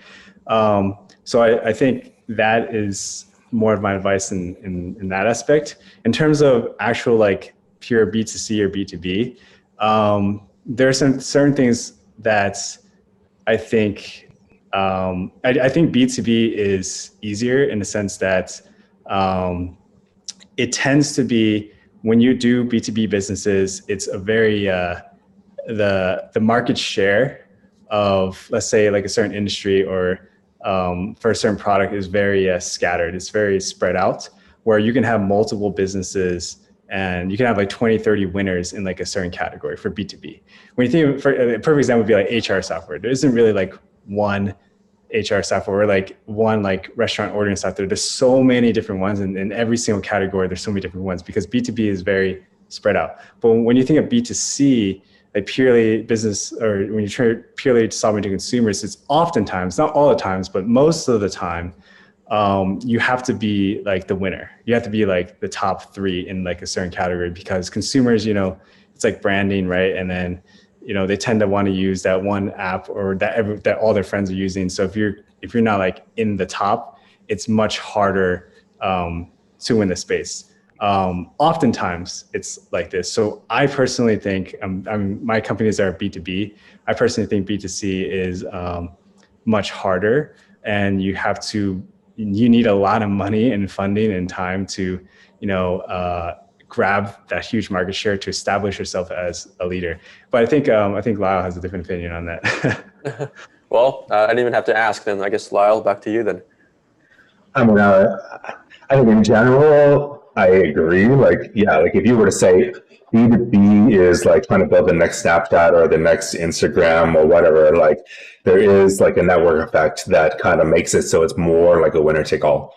Like, I think the world doesn't just work into B2B and B2C. There's also, you know, companies who are trying to be marketplaces, companies who are like, you know, gaming companies. Like, it's not winner take all because, like, you know, there's always more games. So I think it's a little more nuanced. And I think going back to what Jonathan said earlier, the thing that is like pretty consistent, if you were looking at top founders and the ones that actually did well, they're solving a problem that they know. Like, they felt it themselves. They like you know, lived it themselves, and they believe it. Whether it's actually like I have a vision for a game that I want to build, and I believe it's going to be great, or I have a problem that I saw when I worked at this company, and therefore I want to solve this. And, you know, we tried to find software to solve it, and we couldn't find it. Like, whatever it is, like they've had that kind of like experience, and that founder like market fit makes a huge difference. Cool, guys. I think we're running out of time, so one more question each. I guess to, again, kind of pick your brains, since, you know, we have this very rare opportunity today. Can you share one or two interesting that you think startup ideas that have been kind of, you know, haunting you for the past year or two, that, you know, if you were able to drop everything that you were doing right now and start your next company, it would be, you know, this kind of business model or this idea, you know, serving this target audience in this industry? Do you have one or two of these, you know, what you think is hot, what you should definitely jump on at this moment, that you think would be a good thinking inspiration point for young entrepreneurs? So why don't we start with you, Lyle? Do you have anything recently? I mean, I have so many. The hard part is trying to figure out which one to actually follow, right? And for me, like, I started off my career in like being playing competitive gaming with my brother, and we were in the very, very early days of esports, and I've always loved esports, and now esports is actually becoming bigger and bigger around the world, and I feel like there's a lot of problems there that still haven't been solved for it to become truly mainstream, and that's certainly something that I think about all the time. So your next possible startup would be going back to esports. You mentioned that there are a lot of problems that remain to be solved. Could you give one or two examples that you think are critical points? I mean, right now, I mean, the biggest problem is, like, you know, there's games that are coming out all the time. There's some games that have been around for a while, and there's certainly a large enough viewership. But if you ask most people, like other than those of us who grew up in games, like most people are like, what the hell game is that? Or they've never heard of even games like Counter-Strike, which has been around for whatever, 20 years. And these games, if you were to watch it, it's like really hard to understand. It's hard to figure out. But yet more and more people have been playing games. Like the average person in the United States who turns 21 has played over 10,000 hours of games. And so they play more games than they play basketball or any other sport. And esports is one of those where, like, it doesn't matter how old you are, you can still watch someone play, wow, that's really cool, and then 10 minutes later jump into a game like that. And that is just something so unique about esports, and that currently is not really tapped into. Okay, Jonathan, any ideas recently? Oh yeah, I haven't. This is very interesting. So I have like maybe two ideas that are very nascent, very early stage. Like it's mostly like the industry that potentially want to go into, not necessarily having an idea yet, but one of them would be diving into the food industry, but for more on the manufacturing and distribution side in the US. Me and my other friend, we've talked to a bunch of small, medium-sized businesses that are producers and manufacturers, and we feel like there's a huge gap in terms of at least software, in terms of the tools that they use to make things flow more efficiently throughout the supply chain. And there are a lot of I would say there are a lot of steps for when you get food from like a farm all the way to the restaurant. And I believe there's a lot of opportunity in that vertical. In terms of software, I think it's very young and hasn't been fully disrupted yet. And that's one area I was thinking about with another friend of mine about diving into. So that's one aspect. Another area I've been looking into is actually another one of my friend's idea as well. It's infrastructure for right now in the US. Infrastructure in terms of like the roads, well, basically just the roads, and like you get crash data, and you understand like software to understand, which areas like in a city or like in a local neighborhood that needs like fixing, or that needs revamping, or just helping the government, given that all the data that they have about like crash reports or like infrastructure in their local area, and visualizing and helping them make better decisions on where to deploy resources and just make infrastructure better for their local area. So those are like the two ideas that I've been looking into recently, actually. Okay, great. Well, we're a few minutes over already, I think. But anyway, I'd like to take this opportunity again to thank both Lyle and Jonathan, and of course SparkLabs for having us. Again, it's unfortunate that we're not able to do this in person, and afterwards I'm sure a lot of your fans and audience would run over to exchange name cards and meet you guys. But hopefully we'll have the next one live in person very, very soon. So anyway, thank you again, guys, for your time. It was a pleasure. Hopefully this was valuable for everyone listening in, and until next time, thank you.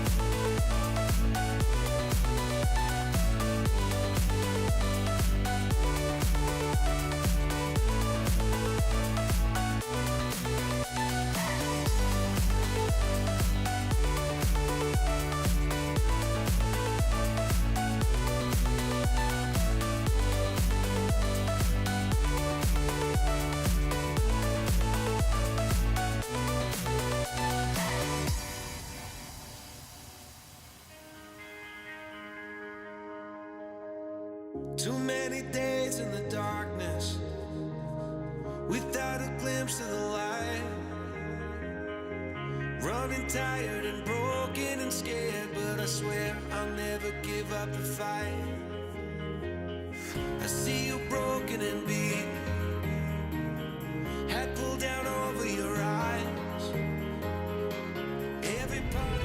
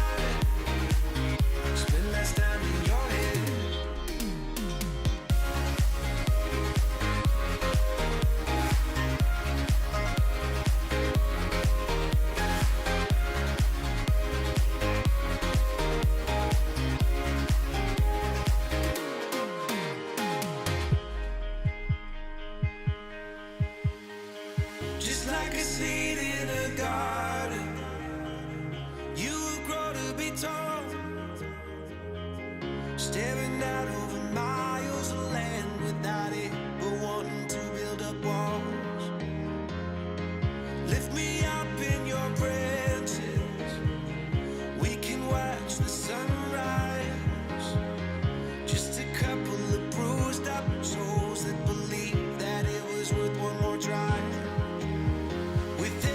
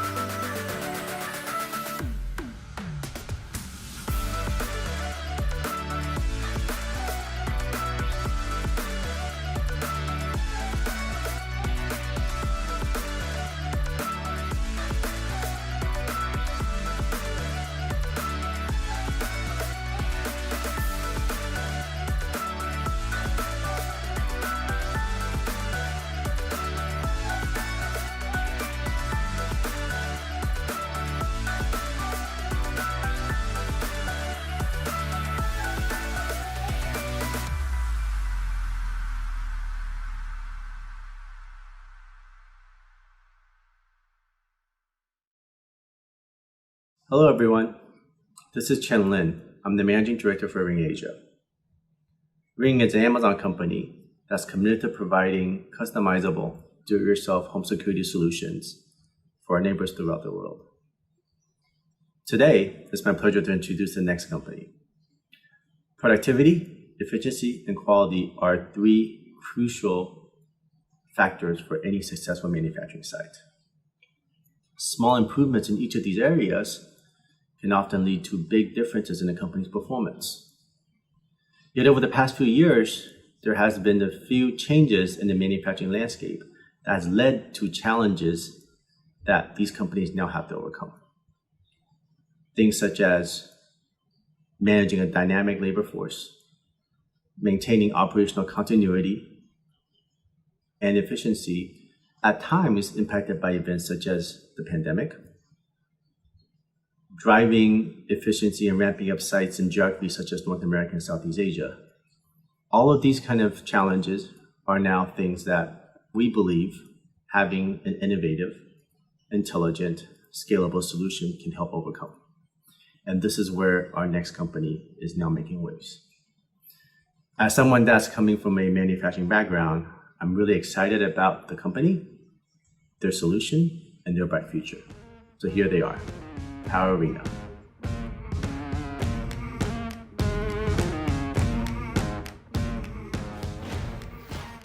Hi, I'm Ken, CEO of Power Arena.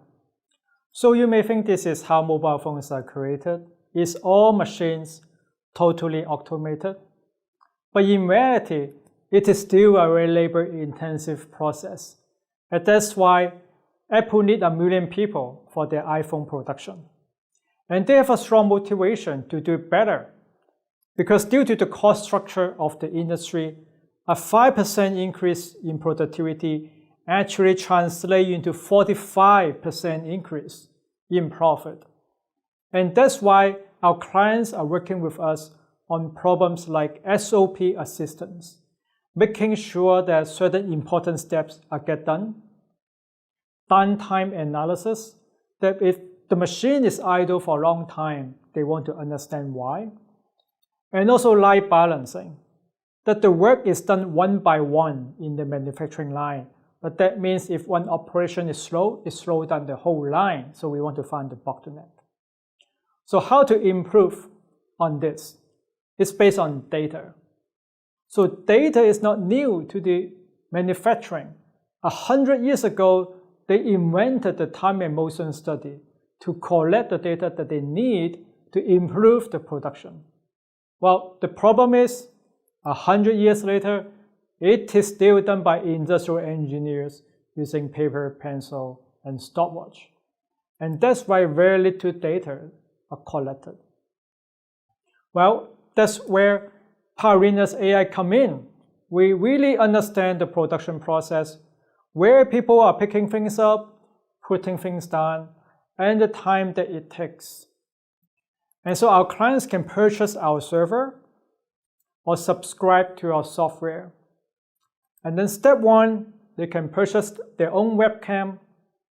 Step 2, connect the webcam to our system.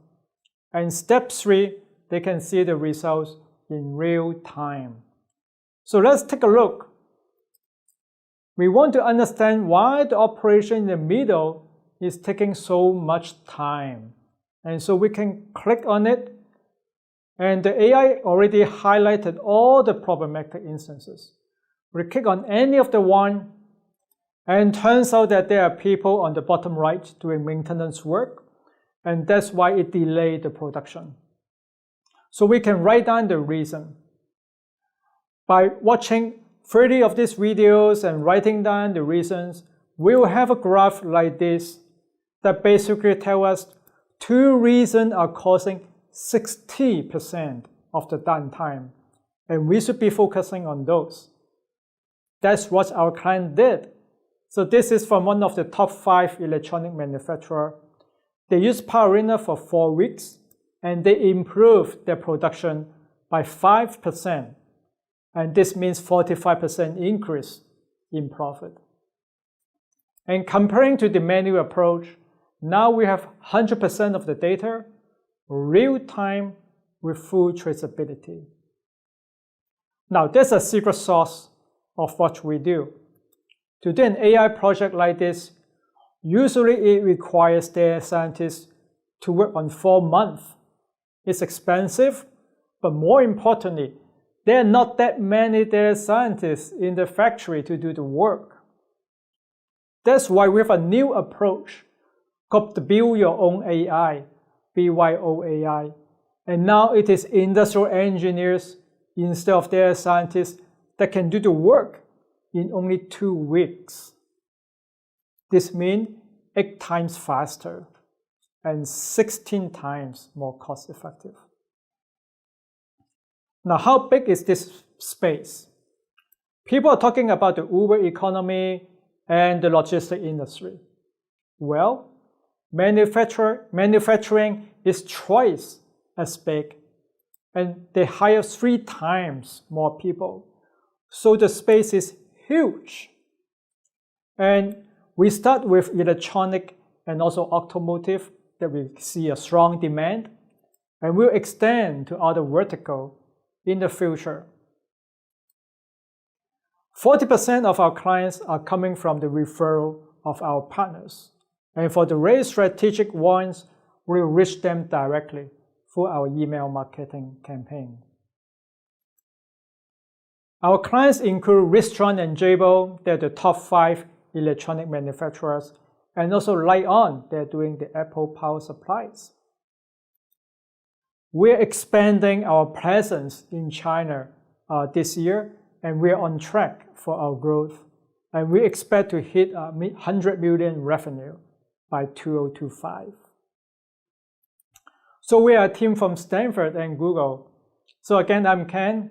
I got my master's degree in computer science from Stanford, and I was in early Google engineers. Helmand got his BBA degree from CMU, and he helped scaling Google sales operations in Asia. And Han got his master's degree in computer science from CHK, and he was building large-scale computer and AI system for the past 15 years. So together we have 50 years of experience managing software companies. We started with StartX and Stanford incubation program, and we are backed by SparkLabs Taipei. So untapped market, strong customers, experienced team, and we are ready to scale. So partner and investors, come and join us for this exciting opportunity. Thank you.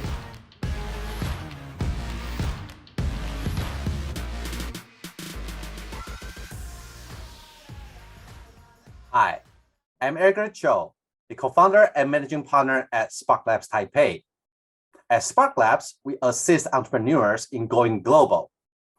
When companies start to establish their business in overseas markets, hiring and staffing will become the key events. You need to comply with the local laws by working with local lawyers, accountants, and HR experts. You also need to manage the payroll data by yourself, and this process usually takes longer than 6 months. While remote work is getting popular nowadays, and we want to be concentrate on entering more markets, HR shouldn't be the bottleneck of our growth. The next team, Slossify, has a powerful and optimized solutions for the remote workforce. It has a global payroll and employment platform that exactly target to solve the mentioned problems. Here introduced Carlos, the founder and CEO of Slossify.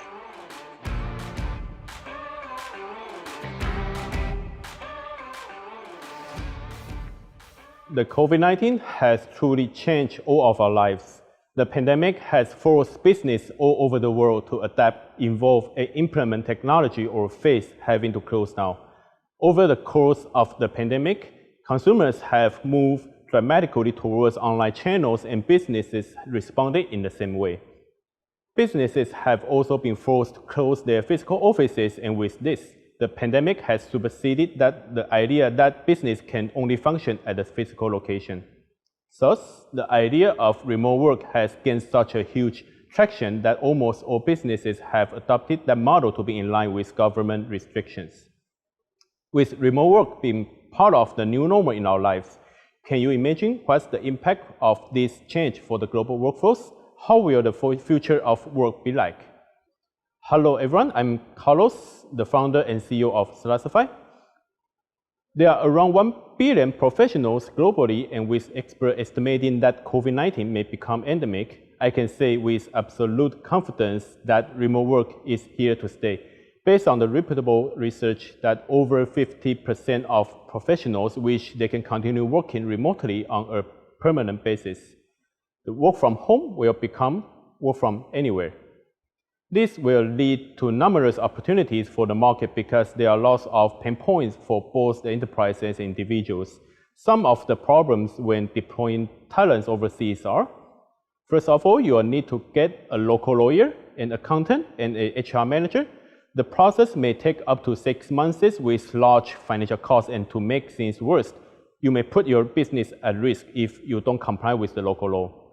Also, you will have to manage all the payroll data by yourself. Last but not least, you need to understand all the labor laws in the country. You may still face other issues. The problem now compounds if the company has multiple talents in different countries. How will they unify all employment matters into one platform? Well, I'm introducing a powerful global HR platform designed and optimized for the remote workforce, Selasify.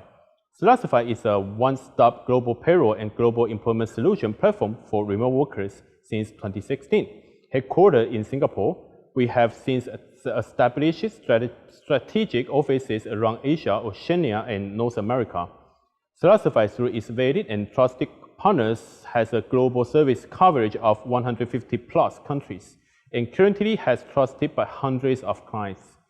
Selasify provides 3 types of service models. We can help our clients to expand their global teams from day one to the day they close. The 6 months of chaos becomes 6 months of growth. Compared to others, we can onboard the talents 4 times faster. We are also more flexible and efficient because we understand clients may have different needs and wants. Our team is comprised of passionate, knowledgeable, and multilingual professionals for easy and efficient communications. We understand the Asian business culture.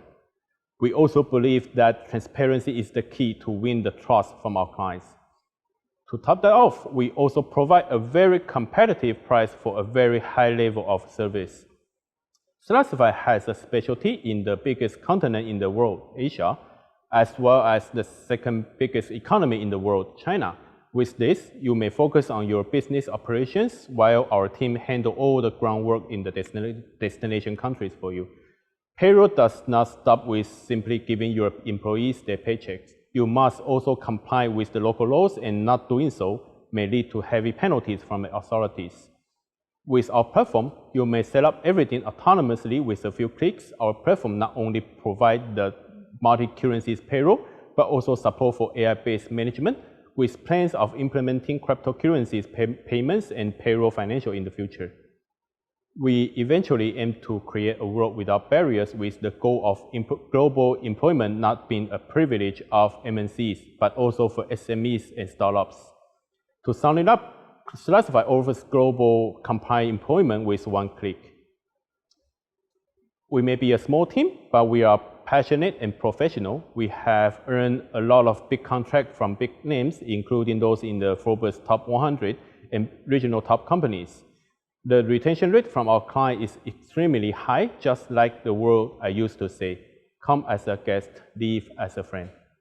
To be a global employment agency is not our goal. We aim to be the Asia's top leading remote workforce platform, to be the one who can unify all local payroll systems, to create a world without barriers and the ones who disrupt the traditional model in staffing industries. I'm Carlos from Selasify, and we help our business hire anyone and work from anywhere. Globalize your business with Selasify today. Thank you.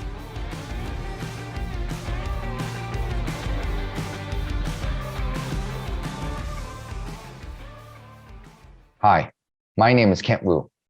I am the COO of Just Kitchen. We are a tech-enabled dark kitchen operator and brand builder. currently in 20 locations in Taiwan, Hong Kong, and the Philippines. Available on Uber Eats, Foodpanda, and our own app. As someone who spent most of his career involved and dedicated to the food supply chain, not to mention was also in SparkLabs cohort number 3, I'm very honored to introduce Liu De, founder and CEO of Caicong. I personally love his business model and approach. I think it's a huge opportunity and a large addressable market. Coincidentally, my former startup was in a similar space.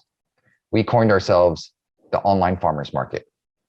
Caicong's approach is a great way of adding value while removing non-value adding middle players or intermediaries. Essentially, he's disintermediating the food supply chain.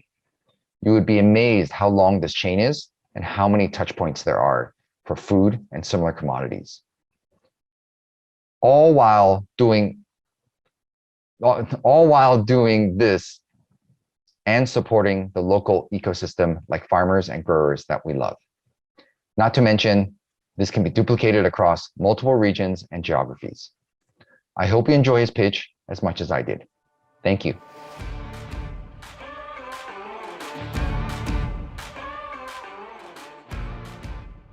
Hello, I'm Yu De. I'm the founder and CEO of Caitang Agriculture. Caitang Agriculture is a fresh produce platform connecting farms to both restaurant and family tables through modern supply chain technology. Our vision is to connect all farmers and all ingredient users with a more efficient and sustainable approach using data and internet technology. The problem we are solving is massive. In Taiwan, there are more than 3 million tons of food wasted every single year. It is not just hurting the environment, but also the economy. The reason for that is the supply chain is slow, analog, and fragmented. Agriculture is a supply chain where the nature of the supply and the demand sides are so different. On one hand, professional producers usually specialize in just a few crops with a huge volume of production. On the other hand, families and restaurants at the demand side consume many food items at a much smaller volume per SKU. It is where the profound mismatch happens. The mismatch in supply and demand also causes the agriculture supply chain being very fragmented, thus involving various specialty service providers. Without effective planning and communication mechanisms, the farm-to-table processes take a long time, which challenges the quality of perishable products. Therefore, producers can never forecast the demand precisely. Resellers always need to stock up to deal with unpredictable needs. As a result, inventory loss is always a key issue in them.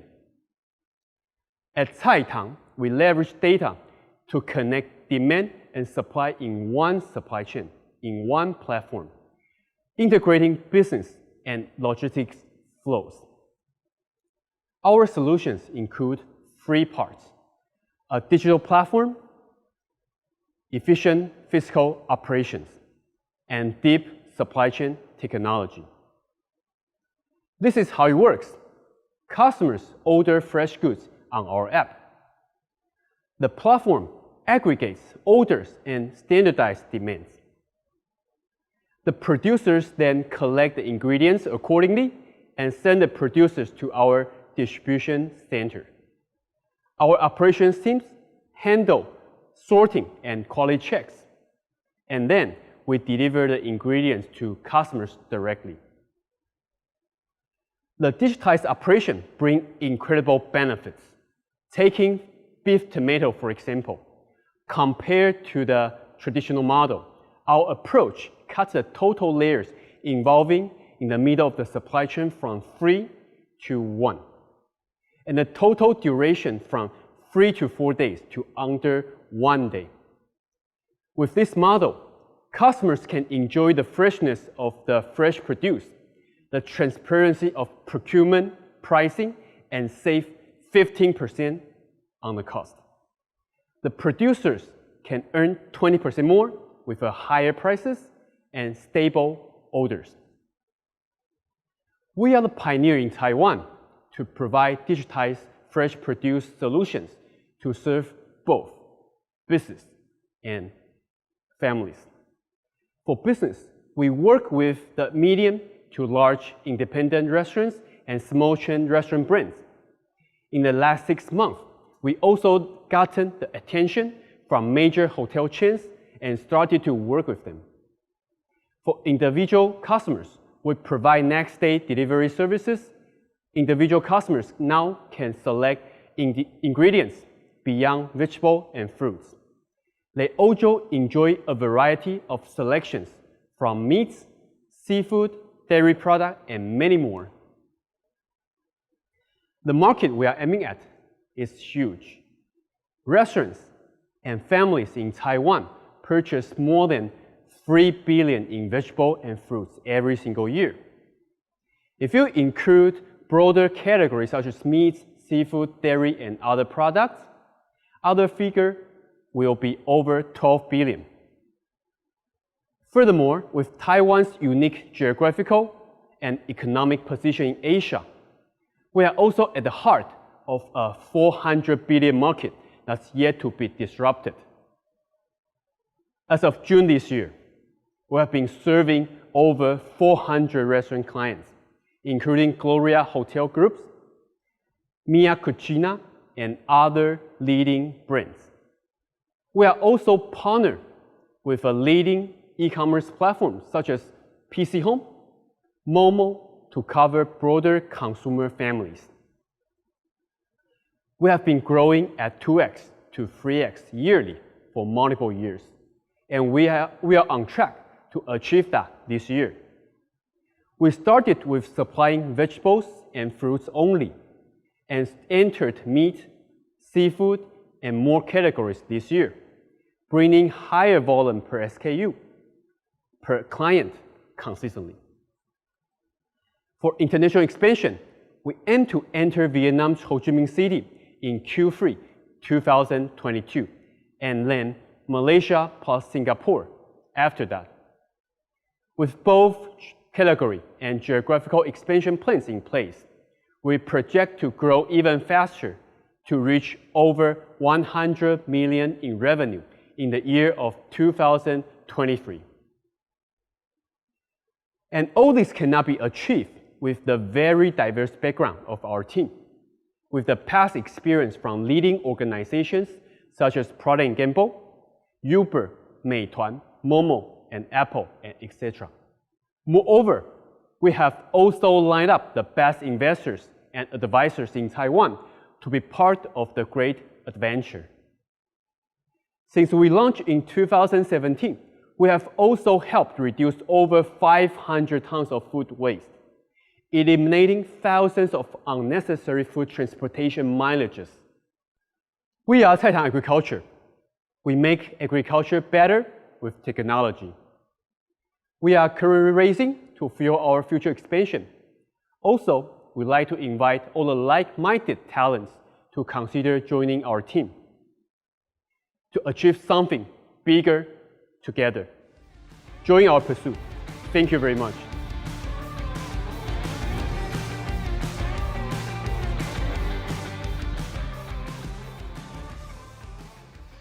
Hi, my name is Tony Ling, a former managing director with Silver Lake Partners, a leading technology investment firm.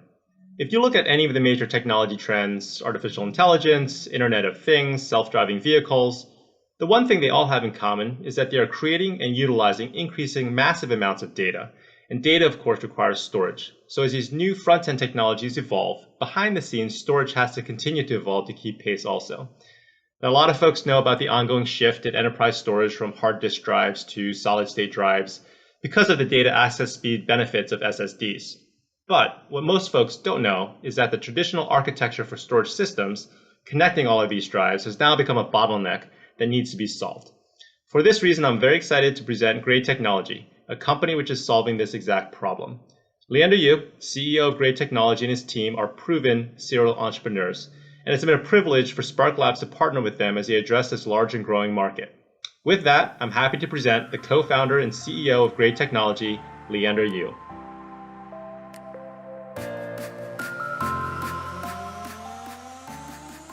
Hi everyone, my name is Leander You, founder and CEO of Great Technology. Great Technology brings you the fastest RAID card in the world to protect SSD from failing. For enterprise, storage is the most important foundation for IT infrastructure. To ensure the data security and business continuity, a data protection mechanism like RAID or software-defined storage must be implemented to prevent anything from failing. Over the past decade, we see SSD is replacing hard disk and become the major storage media for enterprise. Intel even predicts that per terabyte cost of SSD will be lower than hard disk in next year. As for now, SSD already surpassed hard disk in terms of its worldwide shipment and revenue. Before I started this company, I was the founder and CEO of BigTerra, working on software-defined storage for data center and enterprise.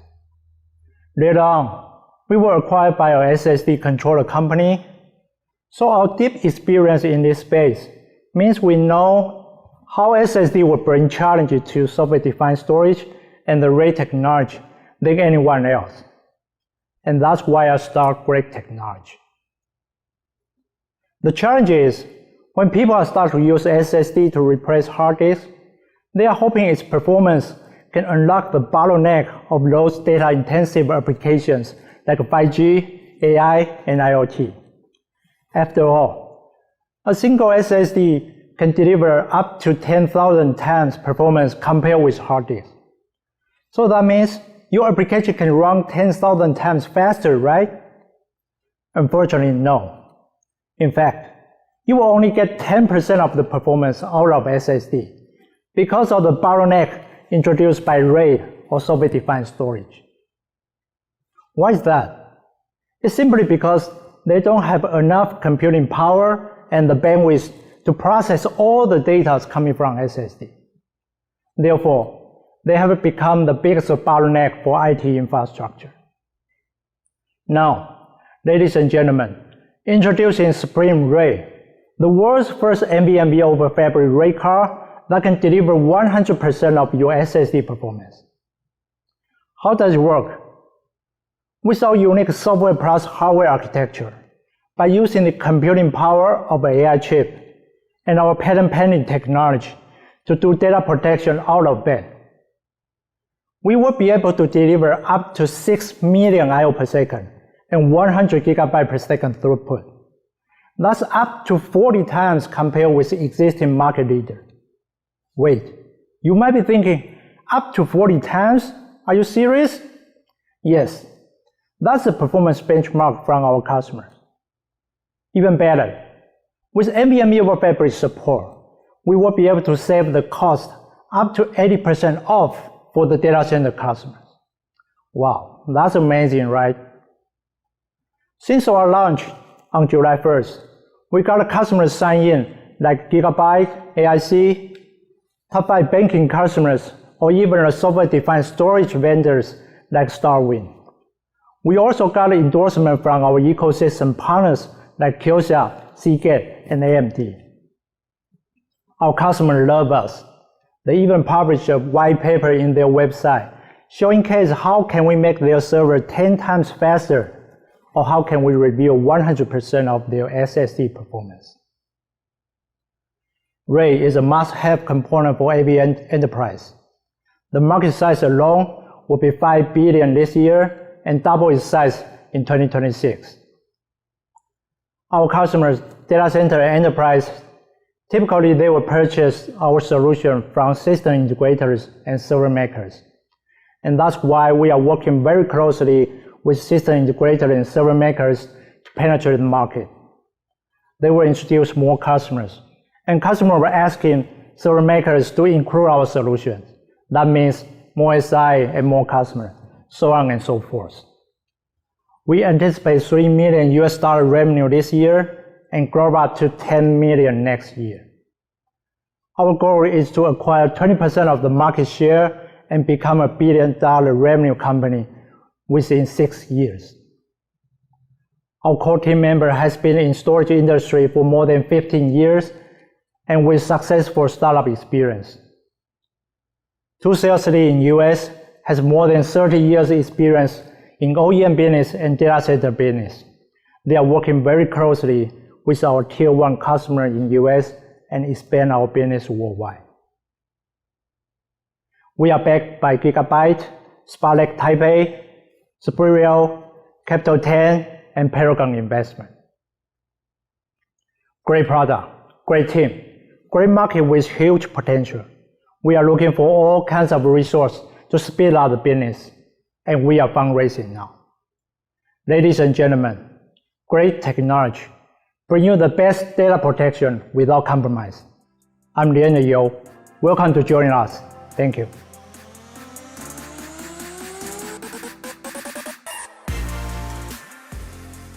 Here comes the final session, Fireside Chat with Alice from Perfect. Alice is the founder and CEO of Perfect, the leading AR and AI beauty tech solution providers and developer of the award-winning YouCam suite of apps. Before starting Perfect, she was the CEO of Cyberlink. With her extensive experience and success in technology into this venture, Alice merged high-tech virtual innovation with a passion for makeup and beauty. For this session, we also invited Jeff, the former Chief Digital Officer of Condé Nast Taiwan. Both of them are from tech, beauty, and entrepreneurship backgrounds, and will share tons of valuable experience today. Without further ado, let's welcome Alice and Jeff.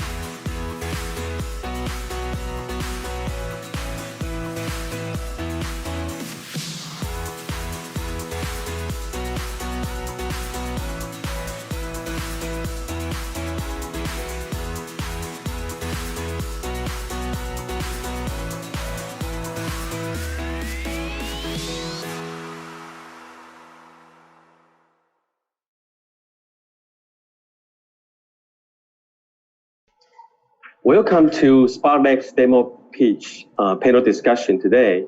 My name is Jeff Chen. I'm the moderator for today's discussion. And we are very grateful to have Alice Chen, the CEO of Perfect, to join us today. And the Perfect company is the leading AI and AR technologies companies, and it's the main beauty fashion company in the world. And they serve the global beauty groups and the brands, including Estée Lauder and Shiseido, for example. And they offer makeup, skincare, hair through online and offline services. Recently, very congratulations to Alice and team. They received the investment from Goldman Sachs for $50 million and the partnership with Google, Facebook, and IG. And I think the topic we're going to talk about today will be when beauty meets tech, and how do we grow our business to a global market. So welcome, Alice. Thank you, Jeff. And I'd like to thank SparkLabs to invite me for this panel discussion. I am Alice Chen. I'm the founder and the CEO of Perfect Corp. Great. So I think Alice has been the CEO for Cyberlink before, which is obviously a very successful company as well. So I think my first question will be, how do you start thinking about the AR virtual makeup ideas, especially when Cyberlink is very successful and in the 2C model? So when it comes to the perfect, why do you choose to be model, and how do you persuade the brands to join the perfect dream? Well, it has been 6 years. So more than 6 years ago in CyberLink. CyberLink is a listed company in Taiwan Stock Exchange. CyberLink is focusing is multimedia technology, including AR. And we did that 15 years ago, AR technology. But that was too early. Ecosystem was not good enough to sustain this kind of technology or applications. So after several years, in 2015, I personally think mobile platform is the future. Happily, at that time, the CPU and GPU computation power in smartphones getting stronger and stronger. You know, software technology, we need hardware, strong enough hardware in order to sponsor us to be more effective. So that time, I still remember iPhone 5 released, and that was a difference at the time. iPhone 5 or a lot of Android phone, CPU, GPU getting stronger, and the front end camera become a default. If you still remember, that was the year when a new world selfie become popular. Because I love to take photo. But for myself, for my friend, for my kids, for my pets. So especially I think for female at that time, my female friends using camera a lot. And I happened to have a chances to travel to China, to US quite frequently. And I found, wow, the mobile world will be the future. CyberLink used to have all the development and technology and products on PC, Intel. And so I think we need to jump on the new paradigm. That's a new world, new economy, because we don't know what that is. So we call it new economy. So we trying thinking what can we do on the new paradigm, the mobile internet world. So I'm thinking apps, but don't know what kind of apps we can do. You know, at that time, Taiwan does not have any success cases in mobile internet, especially providing some services. So, and then I think myself, what do I need the most? That's the camera, because I use camera several times a day. And I use competitor apps at that time for beauty apps. So it's like take a photo and do editing and beautifying and sharing or save for myself. So I think looking at the technology at that time for the competitor beauty apps, our technology already been 20 years, so we can do a much better work. So I'm thinking, hey, why don't we do a beauty app with camera, with our video technology, and plus AR, and then that's how we started. So we released the first app, You Can Perfect. That's what I call natural beauty. So you don't need to take a photo, do editing. In front of the camera, in front of the mobile phone, our technology can make your face, skin smooth or everything, fix some the video problem, and make you feel very pretty when you take photo. That's how we started. And then the app just grew by itself organically without any budget spending. So next one, I think, well, I need to make my user even more happier, because most of the app's user are female. And then I said, oh, then what's the next? What else I can do to make our user even more happier? Then it's a makeup. It's a live makeup, virtual makeup. I like my users can, wear makeup, just look at the mirror, look at the mirror, the camera. I call that it's a beauty mirror. And so that's how we started. And then we decided after 1 or 2 years inside Cyberlink, because the model is totally different from Cyberlink existing business model. So I think we need to be independent. Otherwise, it's very difficult to grow inside Cyberlink. That was the time, 2016, we become independent and spun off from Cyberlink. So when we spun off, we already have 100 people. And so it's a new startup. Perfect. At that time, it's a brand new company, but actually we inherited 20 years technologies, AI, AR, video, and also we have 100 people in a new startup. And we started from a B2C app. The app itself grew tremendously. And I need to think about what's the business model next, because the app is free. It grew globally, hugely globally, but what's the business model? And then one day, it is true that it's true fact, it's true story. One day I look at in the morning, because for app, we need to develop app in a very speedy way.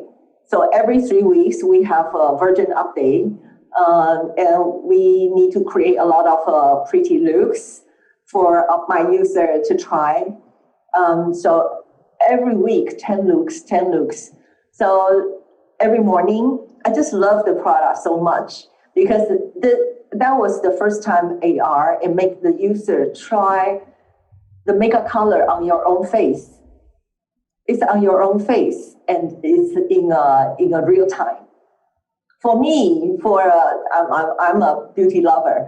For me, I think this is great, because in real world, you can never change different color on your face, as many as you like.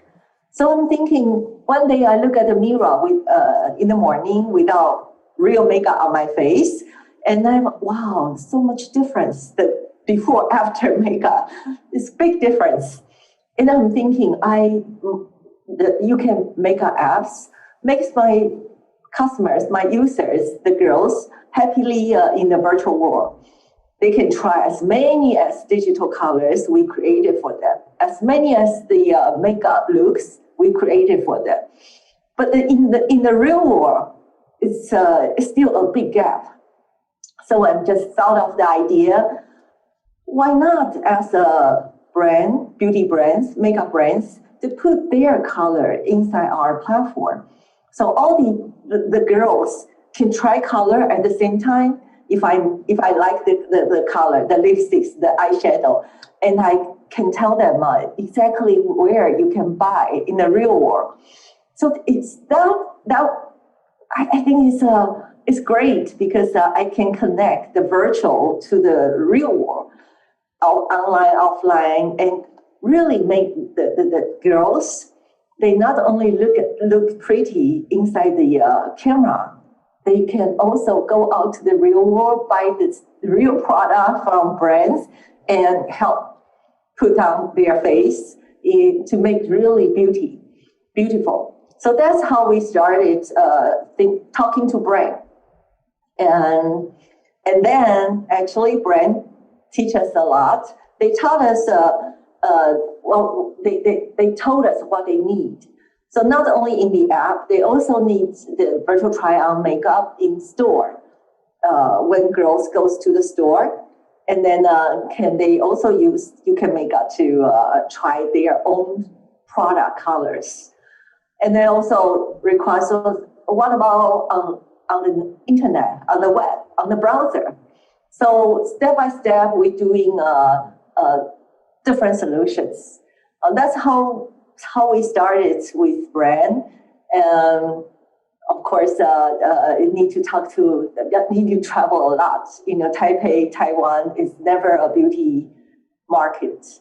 There's no big beauty brands in Taiwan, from Taiwan. So all the beauty brands in New York, in Paris, in Tokyo, everywhere, in Korea. So you need to talk to them, show them what's the vision you share, you have for this kind of application, why this service is beneficial to the brand, to brand's user, and also directly to the brand. Yeah, because my assumption is we girls, we try more, we buy more. Just like cyberlink software, from day one, we have a free trial. So if the girls can try the brand's products on their own face and perfectly true to real, my belief, my assumption is girls will buy more, dare to buy more, and then brand can sell more. So that's how I share the vision with the brands, and they start doing a POC in a smaller market and then expand globally. Right. I think it's very important for the audience, especially a lot of startup founders, when they started. I think it's very amazing that Ed is making the right decision around the monetization very early on, because I was the corporate VC before, and we do a lot of investments around the fashion and beauty industry. And a lot of time, the AR, VR, the reason they fail is not because of the experience itself.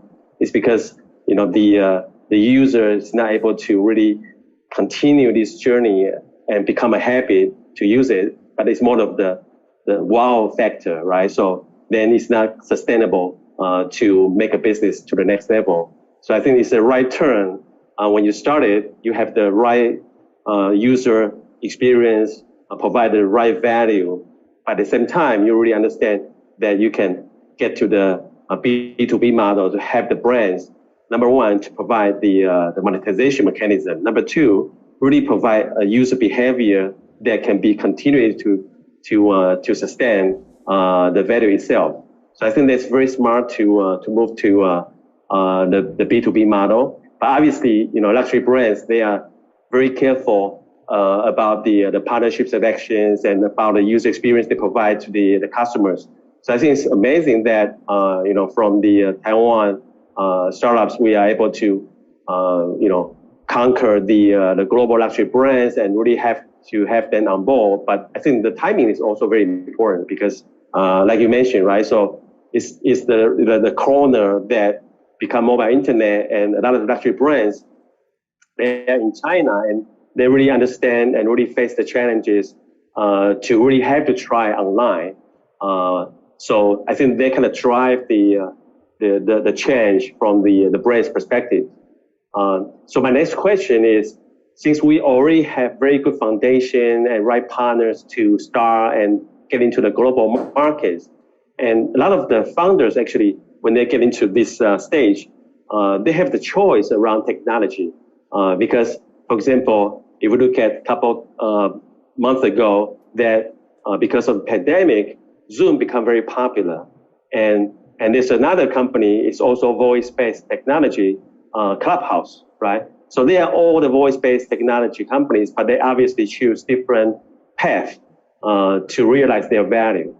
Zoom become more of like a tool model, providing the tools to the companies and to the users around the communication, whereas the Clubhouse become a social community for people to share and more on the social side. So I'm just wondering, for Perfect, you have the great beauty technology around the AR and AI. When it comes to the selection of the business model, why you start from the tool providing the brands at the online and offline, rather than become, for example, a social virtual community?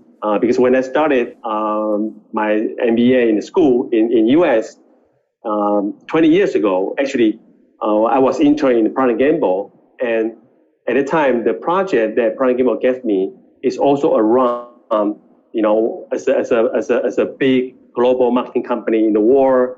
When it comes to internet, what should we do? So at the time, interestingly, I was also providing the idea around the virtual community, around the virtual makeup, and they can have the, for example, the cover girl, which they don't have the consultant as a sales at the retail, so the product have to speak for itself.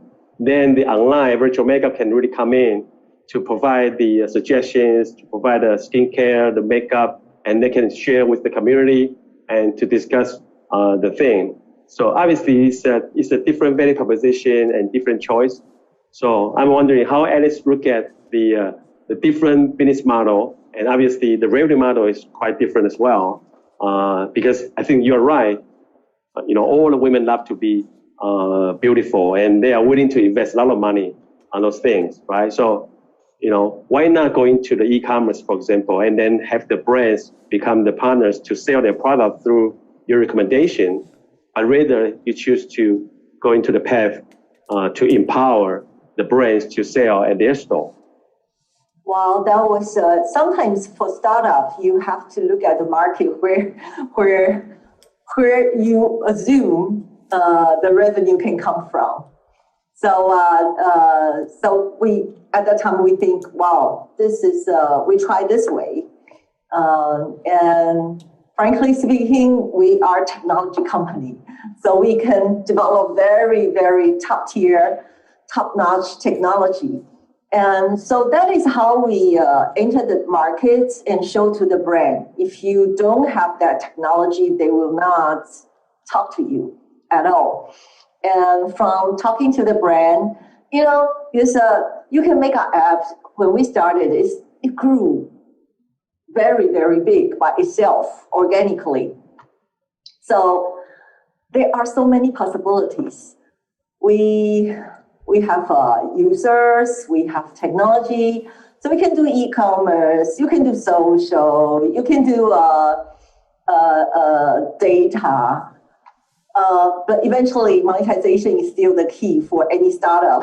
You have to, with revenue, otherwise it's just a dream. So when we talk to brand, I found they need it. Every business needs to have a strong need, right? And my assumption is this beauty is a must-have. It's a fundamental demand of every human being, especially for female. If it's a must-have, then I'm more, this is my assumption, but it proves right now it's right. But at the time, 6 years ago, not so many people understand what my dream is.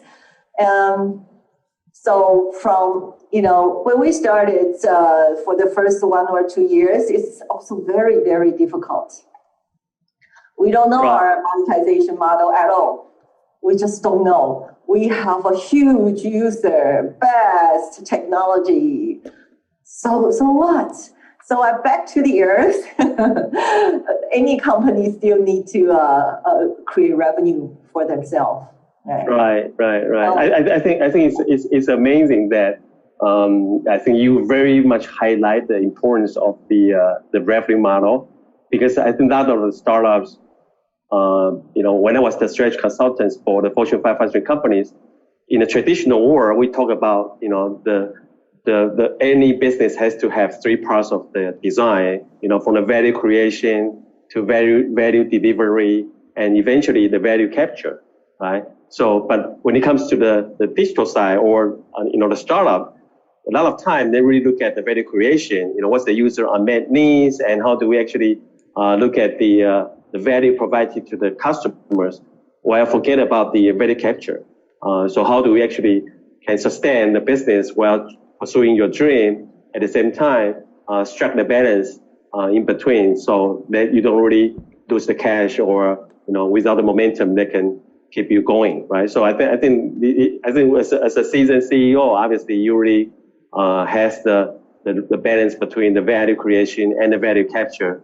I think that's very important for the startups to really, especially if you try to go to the the B2C or B2B models early on. I think the 0 to 1 and 1 to 10 is not just about the value creation itself, but you have to continue thinking about how do you make money along the way, and then where the money is, and how do you get your product aligned with it. So I think it's very interesting. We talk about the value that we created to the users and how do we actually monetize it around that. And because a lot of the Taiwanese companies, I think you are probably the very leading and very successful company to really can go abroad, get into the international or global markets. So from the user perspective, obviously, if you serve the customers in Taiwan, it's quite different from serving the customer globally, because especially the Eastern culture versus Western culture when it comes to product discovery, which I think is what we do to help the customers to identify the right products for them, and how to actually can discover the beauty products that for their needs.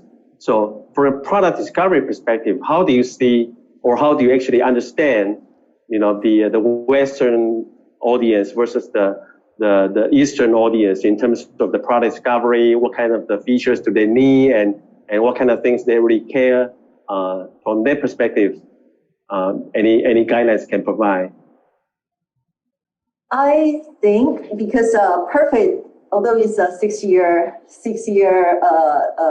company, but we came from 20 years technology company background.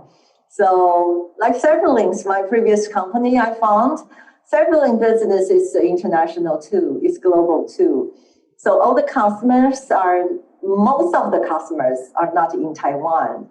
So you do need to have, reach out to the customer, listen to what they need. Of course, you need to be ready for your service, for your technology.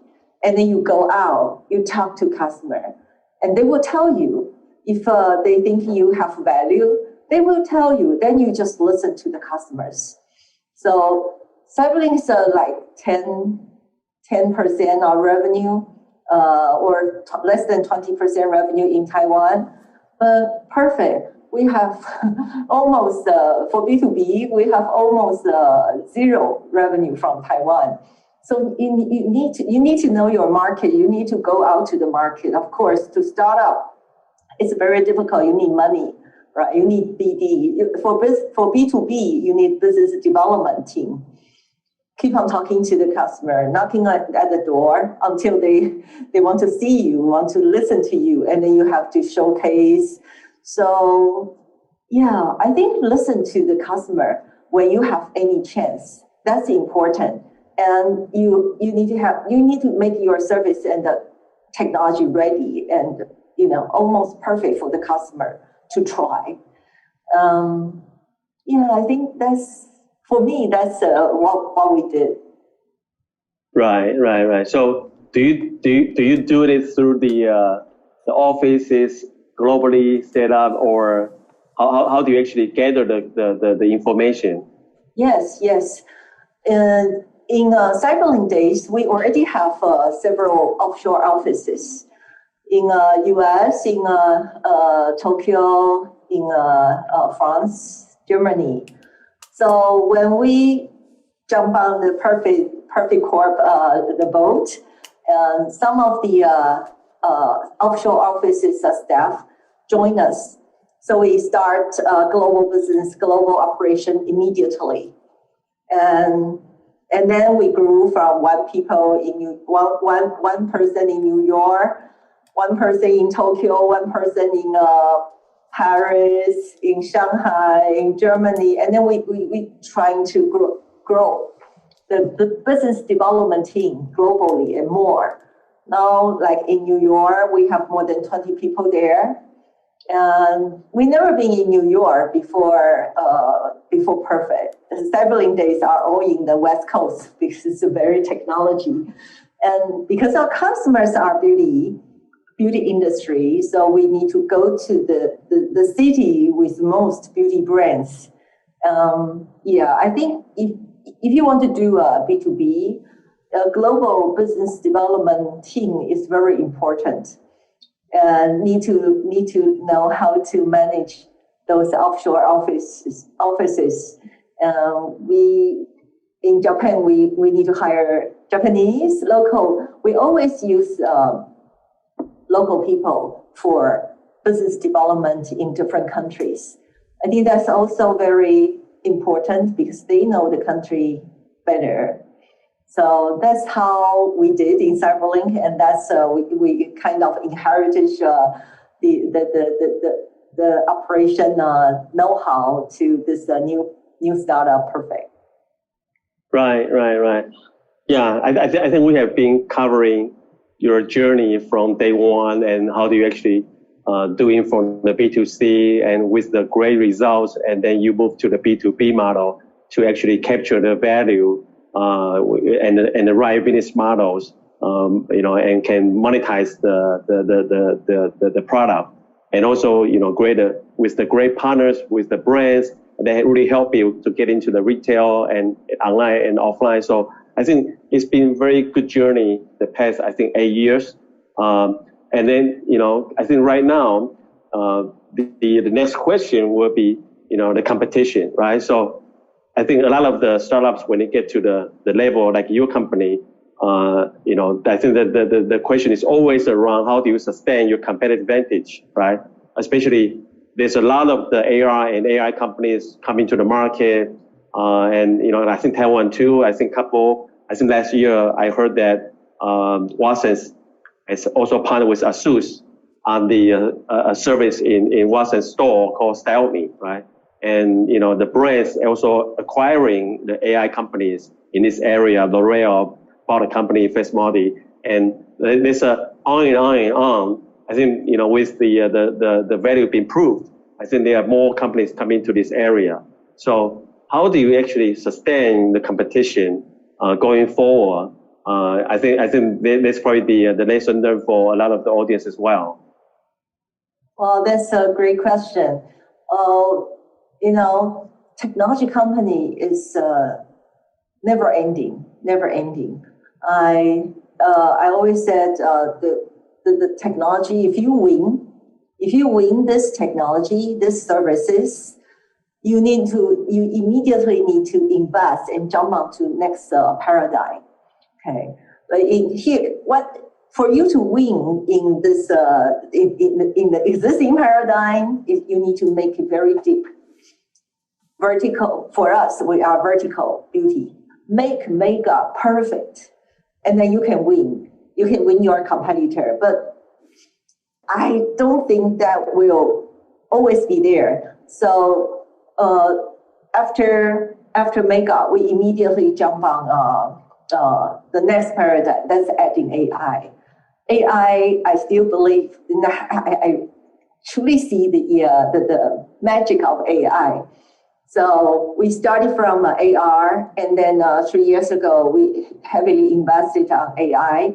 And because AI plus AR together, we developed several very, very amazing technology and services.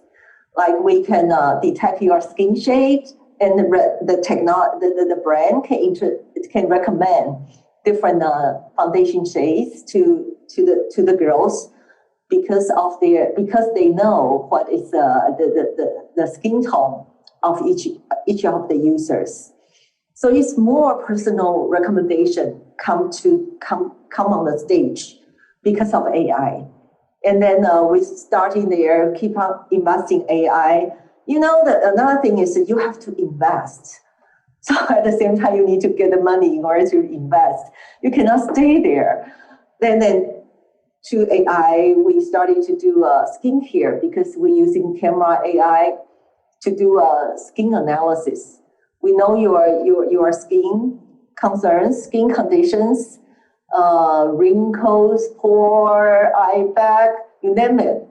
We have almost 20 different skin condition detection by using AI and plus AR. We do simulation, emulation, before, after. And now, last year, investing more on AI and then we can use the camera and the AI. We know the shape of every girl. So, you know, for the makeup, because if you have a different eye shape, and then, or face shape, or eyebrow shape, the brand can recommend better fit makeup looks. So I always telling my beauty brands, our best business partner, say, don't use technology because technology. Use technology to solve your pain point of your business and also your customers' pain point. So that's, you know, I think this is a never ending. For any technology company, it should be the same thing. It's never ending. Once you have something ready, the BD team, business development team, move on to the market to win the customer. R&D team already jump on this project for new service development. And also your technology need to have a barrier, at least for 2 years, I assume. For any other competitor wants to jump in, they need to take the same length of time in order to catch up to your level. So, and I always believe competitor never sleeps.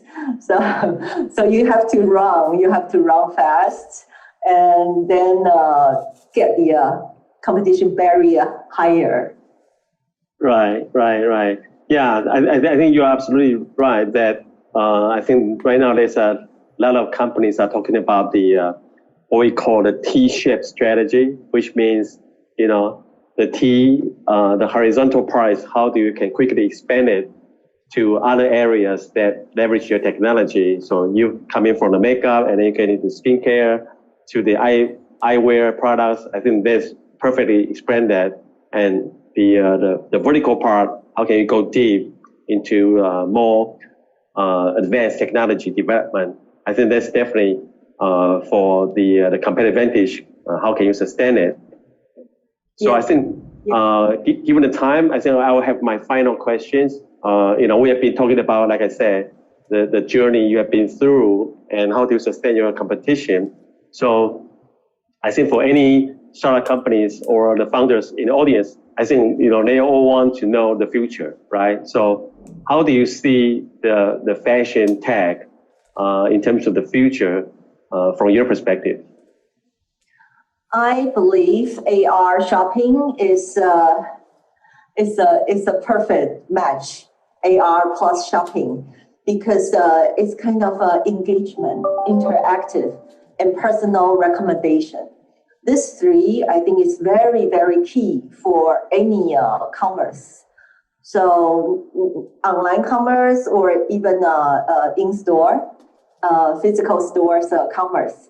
Providing AR is very key. So we came from makeup AR, and then from makeup to skincare, and even skincare, we are still developing a lot of new skin conditions. Then fashion, we just launched fashion AR and jewelry AR not too long ago. Wow. Yeah. So.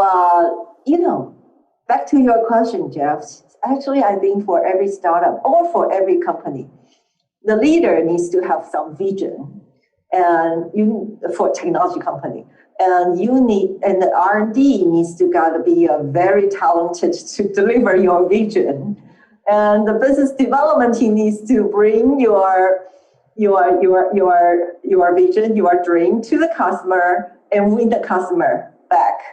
Right, so it's kind of a three anchors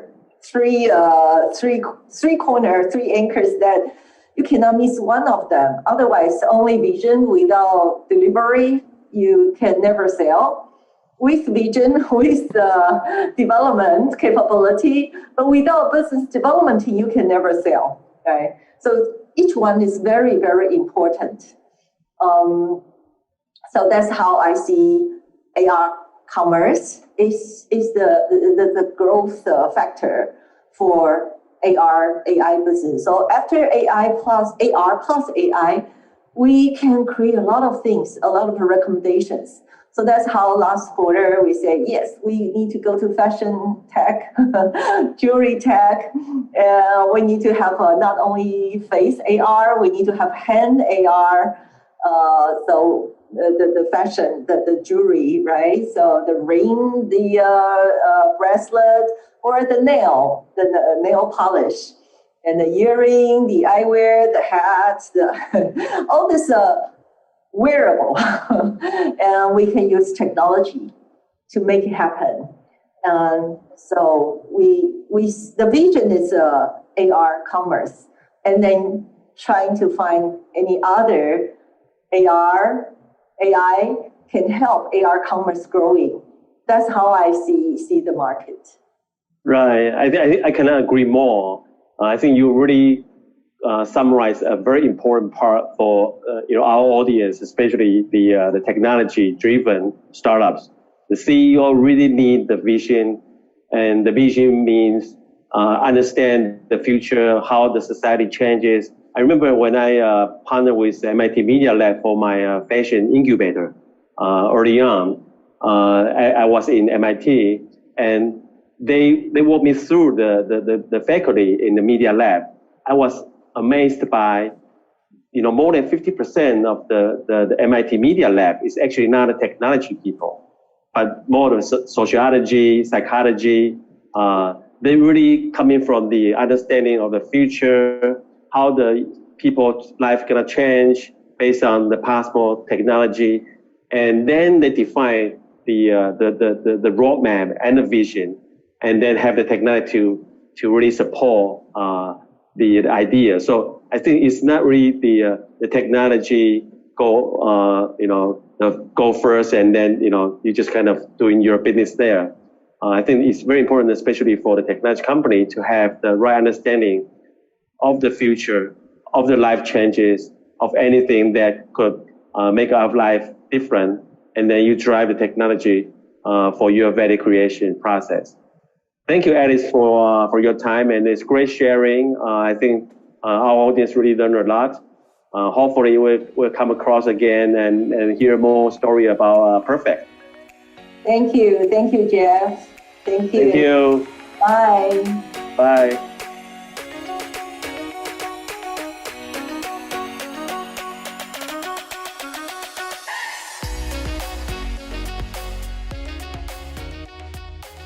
This is Edgar from SparkLabs Taipei.